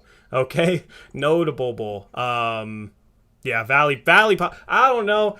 Shout out to whoever was on the Valley Pod account. Hopefully it's not hacked. But they were not. I don't know what the glitch was there, but they were not able to speak. We got Reese, though. Our good old mod Reese. And then we'll try once again with Valley Pod, and then we'll wrap it up. Anybody else that tried to call in next show, we should be able to get to you. What's going on, Reese? Yo, what's up, guys? Can you hear me? Yeah, you're all good. Crystal clear, too. So, my question is, so right now we're ranked 30th defensively. Mm-hmm. And can you guys think of, like, any center in, like, the last 20 years who would improve our defense to like the top 15. Ooh. That's a really good question. Chat, let us know in chat if there's a center of the last 15 years that could take this 30th ranked Blazer defense to the top 15. Eric, is there anyone? Because honestly, I'd probably lean towards there's not a single player that could do enough to take this defense from where it is to the top 15.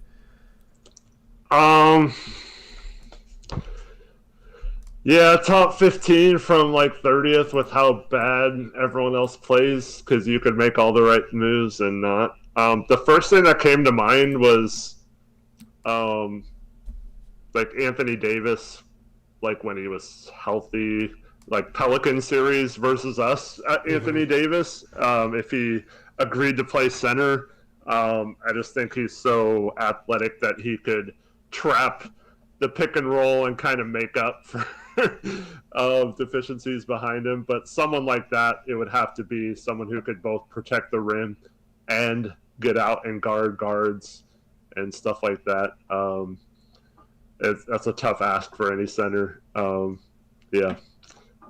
Yeah, Anthony Davis is a good option, because we'd have to play aggressive trapping pick and roll defense, because otherwise we make so many mistakes on the perimeter once guys drive into the paint that even if AD, or if we had a Gobert or a Dwight Howard, I saw Larry Sanders, shout out in chat, a Tim Duncan, whoever, even if we had a guy like that locking down the paint, what happens when the kick out pass happens? We suck at rotating out. Teams are still going to get a bunch of open threes. So that's why it's like Anthony Davis is actually probably the best option, because he'd be the best at trapping, and we'd have to play that way. A lot of guys like Ben Wallace and Mutombo and Hakeem Olajuwon, those guys are all way past 15 years, so wasn't really including them. But Draymond is the only other guy I can think of that he might not be like quick enough to make up for a lot of the deficiencies, but he's so smart and so communicative and is so good at directing the defense, being that kind of floor general on that end, that he could maybe like improve other people's defenses enough on the floor to do that. So yeah, probably those two are the only guys I can really think of. And honestly, this might kind of sound insane, but one guy who does not get enough credit for how good he was defensively for a while, especially guarding pick and rolls. I don't think he's anywhere near good enough to make us a top 15 defense, but in his prime, a Tristan Thompson type who could guard the perimeter as a big would help us a little bit be better, but can't really think of many players that could fix our problems right now. Yeah, AD and Draymond were my two as well, but thinking about it, I think Kevin Garnett also. I feel like he would be insane on our team. I know he was still around within 15 years, but yeah, I was kind of thinking, I guess what that was late, like 2007 to 2010. Yeah, so yeah, I guess he was right at the end of that 15 years. So of course, yeah, Garnett was kind of like what I was talking about with Draymond, only he was more athletic like AD. So yeah, of course, if we got prime KG, that would probably help a lot too. Yep. Yeah. Anything else you want to say for the stream, Reese? Nah, that's it. Hope you Evan Mobley, Reese, and have a good night. Hope you feel better, Reese. Yeah, feel better, man. I appreciate you as always. Valley Pod's still trying to call in, but I don't think it's a go for them. It's nice to be able to have Reese on the show, man. He was on the last, was it the last Blazers Uprise Live? I don't know. Reese is very knowledgeable basketball-wise, though. 2 times ago. Two times ago. So and now he can call in. Oh, there's Gabe. It's working. What's up, Gabe? Hey man, sorry about the issues. This is just first of all, it's a really cool idea you guys did, and you're executing it well. Congrats, man. Like Salty might have used the word genius. If Salty complimented me, I am very honored. I mean, he doesn't throw that term around very lightly. Well, yeah. I'm Well, thanks, Salty, if you're watching. That's the best compliment I've ever gotten. So we'll probably steal it. But I have 2 questions. Go ahead. It's all good. Two questions. Yeah. Okay. So I hear you guys the last few times bringing up Dame and saying that you're just fine with keeping him. We got to keep him. If he doesn't want to leave, if he's willing to stay, then we'll pay him what he wants. And if it means we lose, then we lose. And you know, he deserves to, and I respect the hell out of it. I mean, it's very loyal, just like he's been to you. Mm-hmm. So it's appropriate. So I just wanted to ask the full out question. So let's say I am just a team that can give you a Godfather deal, a deal you can't refuse. So we don't have to put any names out there. This is just hypothetically, I'm Team X, and I've offered you a bounty.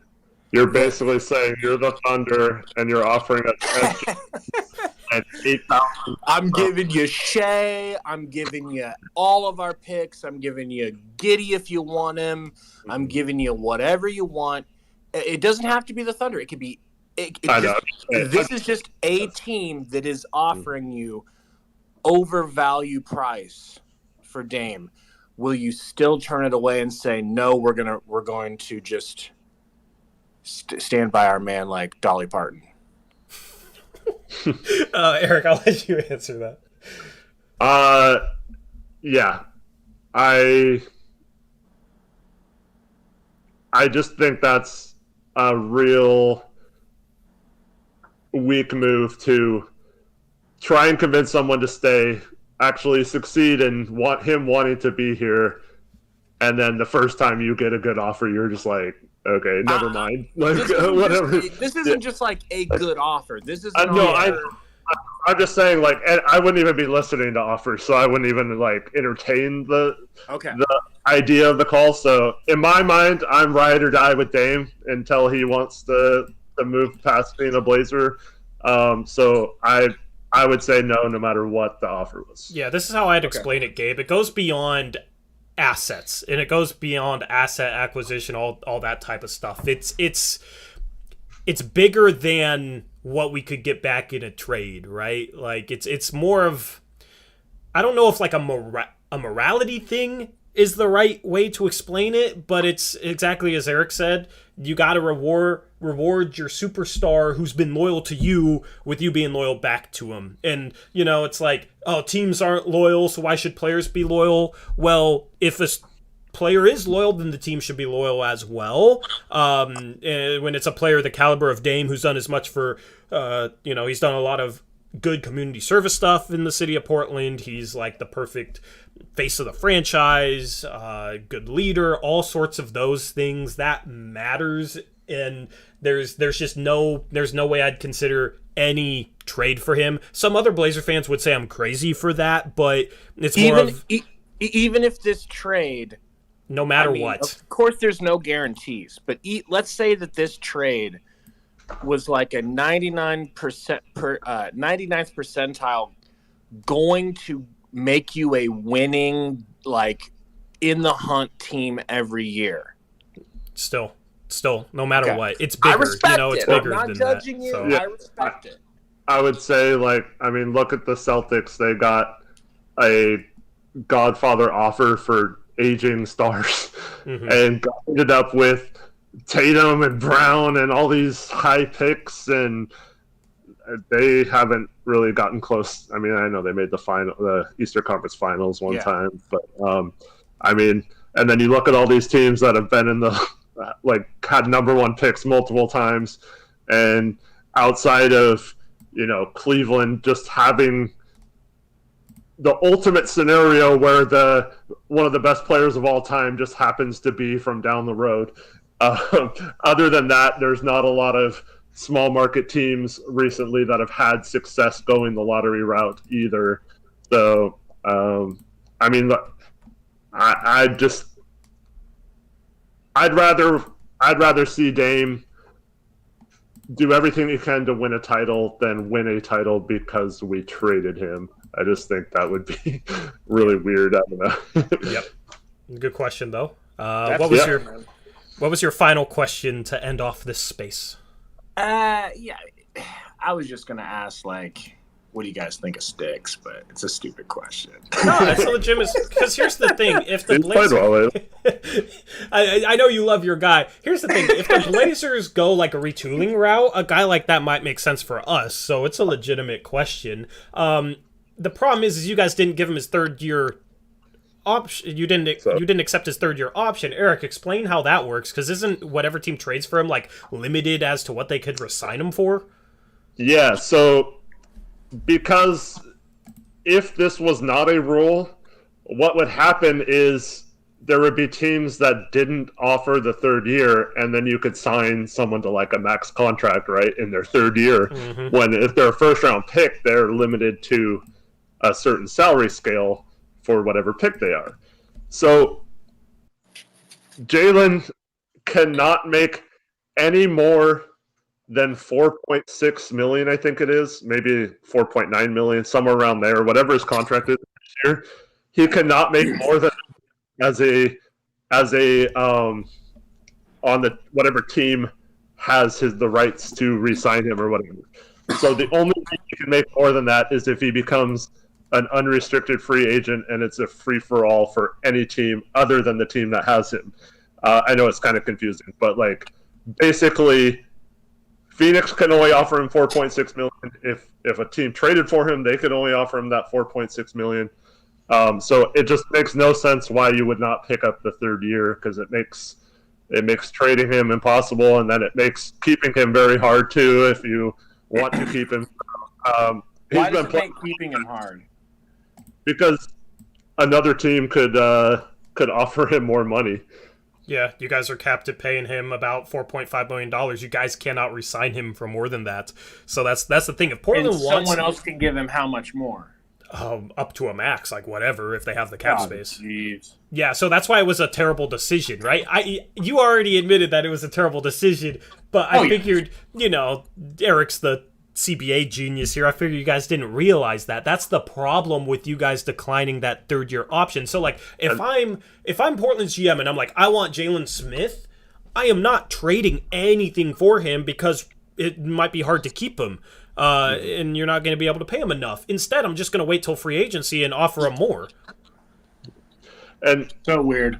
This is a reason why I think it had been since Joe Alexander that like a top 10 pick was not at least got given a third year. Mm-hmm. So that's a reason why that like rarely ever happens. It was already a horrible decision. Sorry, Gabe. Sorry to go here, man. But since you brought him up, it was already a horrible decision to take him over Tyrese Halliburton. But like, at least just give him a third year option. It's $5 million. You're already over the cap. What is declining that option gonna do for them? It made no sense. I was shocked. They've fumbled everything around that draft pick and dealing with them. Which is just weird because they've done such a good job otherwise, but they took him over Halliburton, who'd be a long-term CP3 replacement. Even a Tyrese Maxey could have been a long-term CP3 replacement. I like both guys fit with Devin Booker. Halliburton especially I think would be a perfect fit. So, yeah, I mean, I can bring up your guys' draft failures because you guys are obviously in a much better position than us, and we've had a fair share of our own. So, I said I feel bad, but I don't really feel bad because I know the pain, and we suck right now. But yeah, you guys not giving him that third year option makes no sense. And now he's hooping. He's been playing really good. I hope you guys get Sticks then. I hope you guys get him, and I get to root for him with you guys. Yeah, man. Whatever gets you on our side a little bit more. We're never gonna convert you to a Blazer fan. Why would you want to be a Blazer fan? But if it gets you on our side a little bit more, that would be awesome. Anyway, you guys killed it, man. Dope idea on the spaces. Yeah, thanks, man. We will catch you around. Have a good rest of your night. Anyway, that is it for the Twitter space. Thank you to everybody who called in. Enjoyable doing those. We gotta figure out some sort of flow to make it. I wanted to keep it around 20 minutes. I think 30 minutes is pretty good length. How long were you doing that space for, though? How long was that? I don't know. No, I can. It seems like it goes by really fast, but I know it's probably like 45 minutes. It was 40. It was like almost exactly 45 minutes. But if you guys enjoy it, what do you guys think, chat? Do you guys enjoy that segment? Because there are some questions that we would have never necessarily like thought of. Like Reese had a really good question for us. That's a good question from Gabe. So. I don't know. I'm enjoying that segment, being able to talk to you as well. Arrowmancer, try and call in next stream. You're always in here, so we'll get you in as well. I'm glad you guys are enjoying it. We'll try and figure out some sort of flow. This is new to us, so we're not radio guys. We're used to callers calling in, and it feels bad to like cut somebody short. You know what I mean? But we'll figure out the perfect length for it, though. Jared says he has a question. I know you tried calling in, Jared, but you were a little late. So if you want to ask your question in chat, since you're a channel member, we'll answer it. Well, we're waiting for that question to be answered or asked. Chapito in chat says Charlotte is a team with most of their lottery players, and they're doing good, except for Gordon Hayward and Terry. But I mean, being a game or two over 500 isn't necessarily championship contention. They're like us a few years ago, so I wouldn't say necessarily that they're like surefire champions eventually. I don't know. They certainly have done well. LaMelo was a good pick, and they've gotten guys like PJ Washington and Miles Bridges and things like that. Mm-hmm. But I mean, yeah, I don't see why you can't do that around Dame. I mean, a lot of those guys were mid first round picks too, other than LaMelo, so why not do that same thing and get those guys and still have Dame? Like, doesn't have to be a different situation. Yeah, I agree with that. Jared's question is: so we were in a similar situation before Nurk Fever. What are some reclamation projects, if you we have a chance to benefit off of in a similar way? So reclamation projects, Eric. Is there anybody you like as a reclamation project? Okay, so this is really good question, by the way. Yeah, I don't want a reclamation project that will help us have Nurk Fever this year. You don't want to be too good this year. Yeah, so like obviously, if we made a trade like as good as the Nurk trade, we traded like Rocco for a first round pick and a good player coming back, and they balled out for us, right? That might be tough to tank, and then we might make a run and fall just short of the playoffs or whatever. I don't really know if I like that much, but let me see if I can find this real quick. So I had an idea today. This was right before the Zion news, which is kind of funny. But for those that missed it, I guess Zion is apparently in Portland, rehabbing his foot or something here. I don't know why he would be here other than maybe, Nike or something. And I guess they have the most to lose by his career going to waste. But so maybe he's here doing something with their facilities or something. I don't know. But I kind of want to find someone that is injured right now, but could help us in future years. So maybe like a reclamation project that doesn't help us this year, but could be that next year. And there's not a lot of like great options, but someone from the Suns, like a Dario Saric. Like, let's say we traded Rocco to the Bulls and got our first back, but we can't take back Derek Jones. Like, maybe since Saric isn't helping them at all this year, and maybe they want a Derek Jones reunion or something, and then we get a guy who's under contract for next year on a reasonable amount and could be, part of our rotation next year. And like I said, I'm not saying that's going to be the difference between like raising our ceiling or anything, but I would target those type of guys in trades, maybe reclamation projects for next year, not necessarily this year. Yeah, I agree. There's some young guys that I've liked in previous drafts that haven't really played as well as I thought they were. So like a Darius Baisley, if he became available from OKC, he's still 21. I don't really see them parting with him, but he's struggled this year. Maybe you get him in a different system, maybe next to a Damian Lillard, and he's a guy that can blossom a little bit. So there's always guys like that, but, they're kind of... it's a very good chance that they'll never be starters on a contending level team, right? Like Darius Baisley, I've always liked his upside long term, but he just hasn't really panned out like I thought. This is a hard question to answer without really just like diving deep into the names across the league. Lucas Samanic, Lucas Sandwich, Antonio says, Cabin Gele, I'm seeing some interesting... he could be had for free. yeah. I would rather go a little bit more like a little bit higher than that if we're looking for a reclamation project, because Nurkic was still like a rotation player. Yeah, there's parallels between him and Christian Wood, someone we already talked about in the show. I like Christian. Like kind of an attitude problem, but problem is Christian Wood's a little older, and but I mean, I could see if we got him for cheap because he was a malcontent like we did with Nurkic. But that's someone who has that problem where he's not happy where he's at. So I can't think of a lot of other guys. I mean, we know apparently Sabonis demanded a trade or something. Ben Simmons is out there with demanding a trade. I mean, that was like a month ago that there was a rumor about it. I didn't know that he had demanded or that there was a rumor about that. Or requested a trade. But I mean, Ben Simmons is by far the most... high tier reclamation prevalent project. Example of that, I guess. If he came here and then some of his confidence issues vanished and he was as good as advertised, then that's definitely the guy. Go ahead.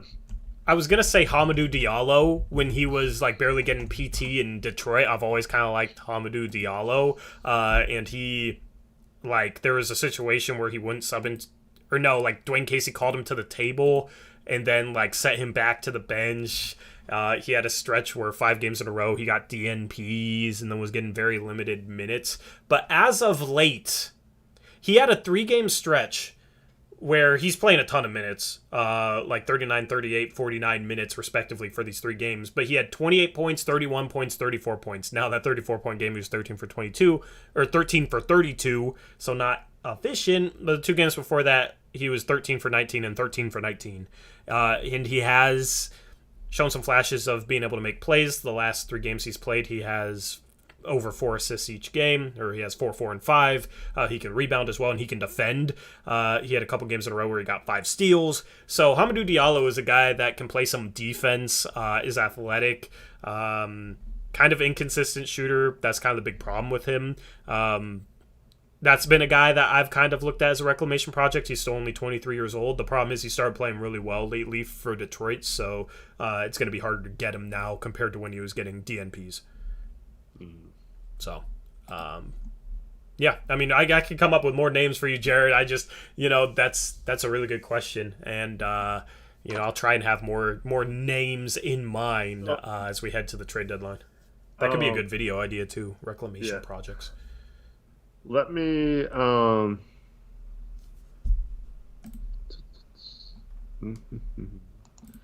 right, I got it. All right, so... This is the list I just kind of came up with. And once again, I'm not saying I want these guys or whatever. The first guy I'm going to mention is someone we mentioned, or you started talking about in that stream on New Year's Eve where I had to leave early. That's James Wiseman, someone who could both help our tank this year and still has the potential. So if he became available or Golden State wanted anything from us, and Wiseman was potentially in that deal, I think you absolutely jump on that opportunity to maybe see what you can get for him.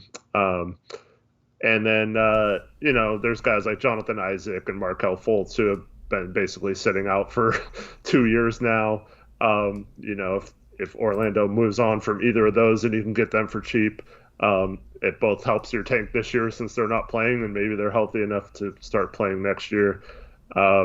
A guy like Patrick Williams in Chicago, if they're making a run for the the finals and they go into win now mode and they really like Patrick Williams, but they're like, we want players that can help us win a title this year since they're the first seed in the East right now. Then maybe if you could steal him from Chicago, that's a wing that could help your defense in future years. This is dumb, but like a Brook Lopez or a Derrick Rose type that are out for the year. Once again, they help our tank this year, but maybe it could be, Brook could step in if Nurkic leaves or we trade him next year as kind of a rim protecting center. I'm not like saying we should do that. I'm just saying like those type of guys. Yeah. And then Zach Collins is also of course you're gonna bring up Zach Collins, man. Yeah, I mean, if he's ever healthy, I think he would be that perfect guy we've been needing. Yeah. And there's a reason why.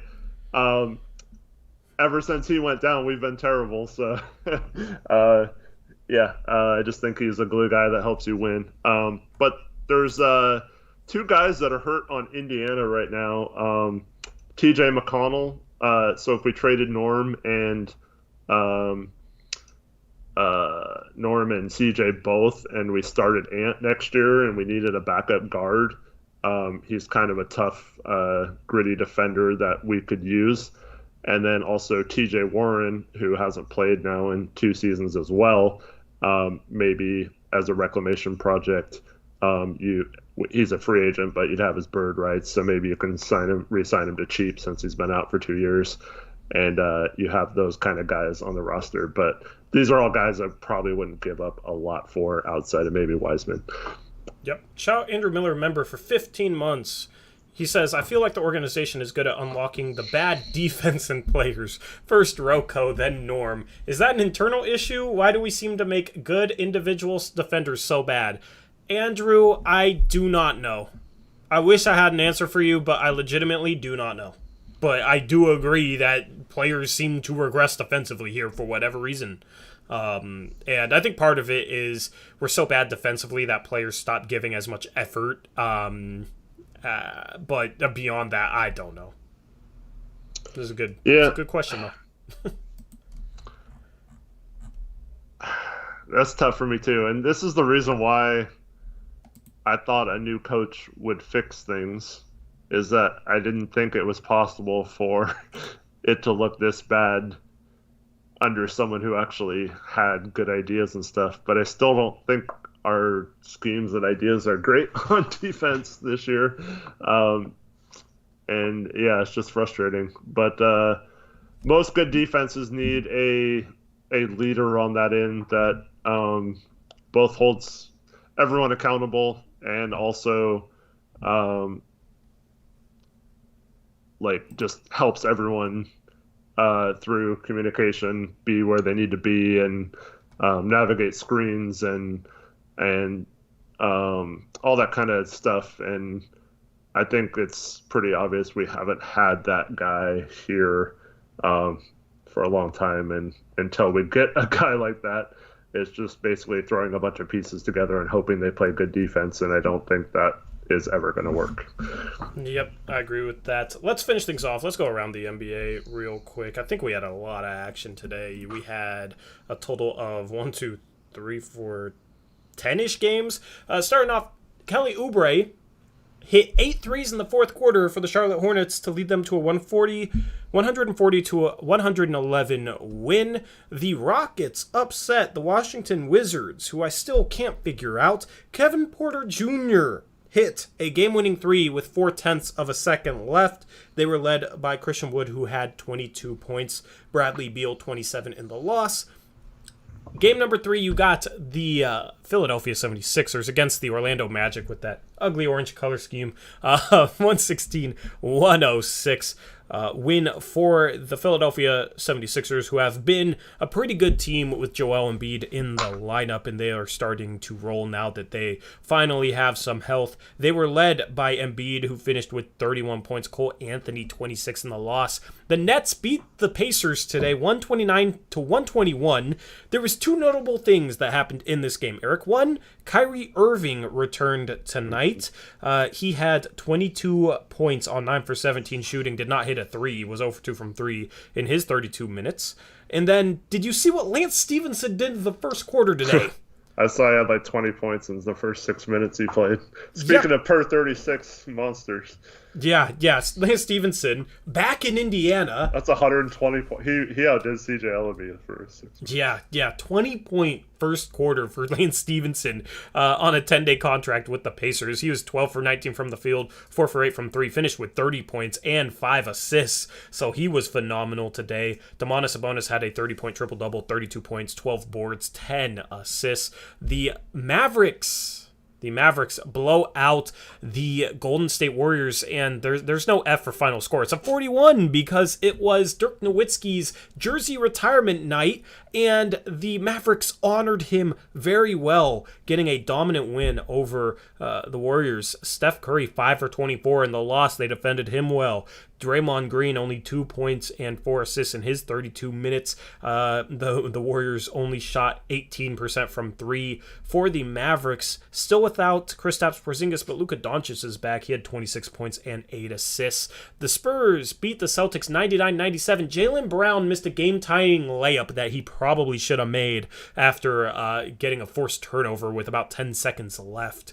It wasn't Brandon Knight level, but it was pretty bad. Jaylen Brown blew a slight. It was contested, but it's something he should have finished. For the Spurs, DeJounte Murray, 22 points, 12 assists, 9 boards. For the Celtics, Jaylen Brown did have 30. Jason Tatum is finally back, but he was only 6 for 20 from the field in that game. The Timberwolves beat the Oklahoma City Thunder 98-90. For the Timberwolves, Karl Anthony Towns had 17 points, 16 boards. You have the Raptors beat the Bucks 117-108. The Bucks have started to struggle a little bit late. I just swallowed a fly. Oh my goodness. Anyway, the Raptors beat the. I've been trying to ignore that fly, dude. Was no it a way. droopy nose bug? Don't even go there. God dang it, man. That's gonna gross me out for the rest of the night. Yeah, I've been trying to like wave it away and it's kept flying in my face. It's like not like I think it's a fruit fly, but still, I'm gonna be. Yeah. Anyway, I gotta finish this dang stream now. The Raptors beat the Bucks.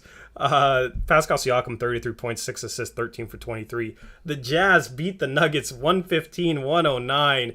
The same score for Miami versus Blazers. Blazers on the short end of the stick. And then the Hawks beat the Kings 108-102. I don't even care about any of the box score stuff right now. Not even, oh my goodness. Here are the standings. Tied for first place. You got Golden State and Phoenix at 29-8. The Blazers are currently only 5.5 games back of 5th, 5 games back of 6th. They are a game and a half up on 14th place New Orleans. Eric, any thoughts on the standings? No. Cool. Yeah, sucks. The Eastern Conference standings, Chicago's in first place right now. Things are still pretty jam-packed there. Those are Eastern Conference standings. I don't have anything to say about the Eastern Conference standings. Washington in a free fall. Yeah, they are. They're down to 9th.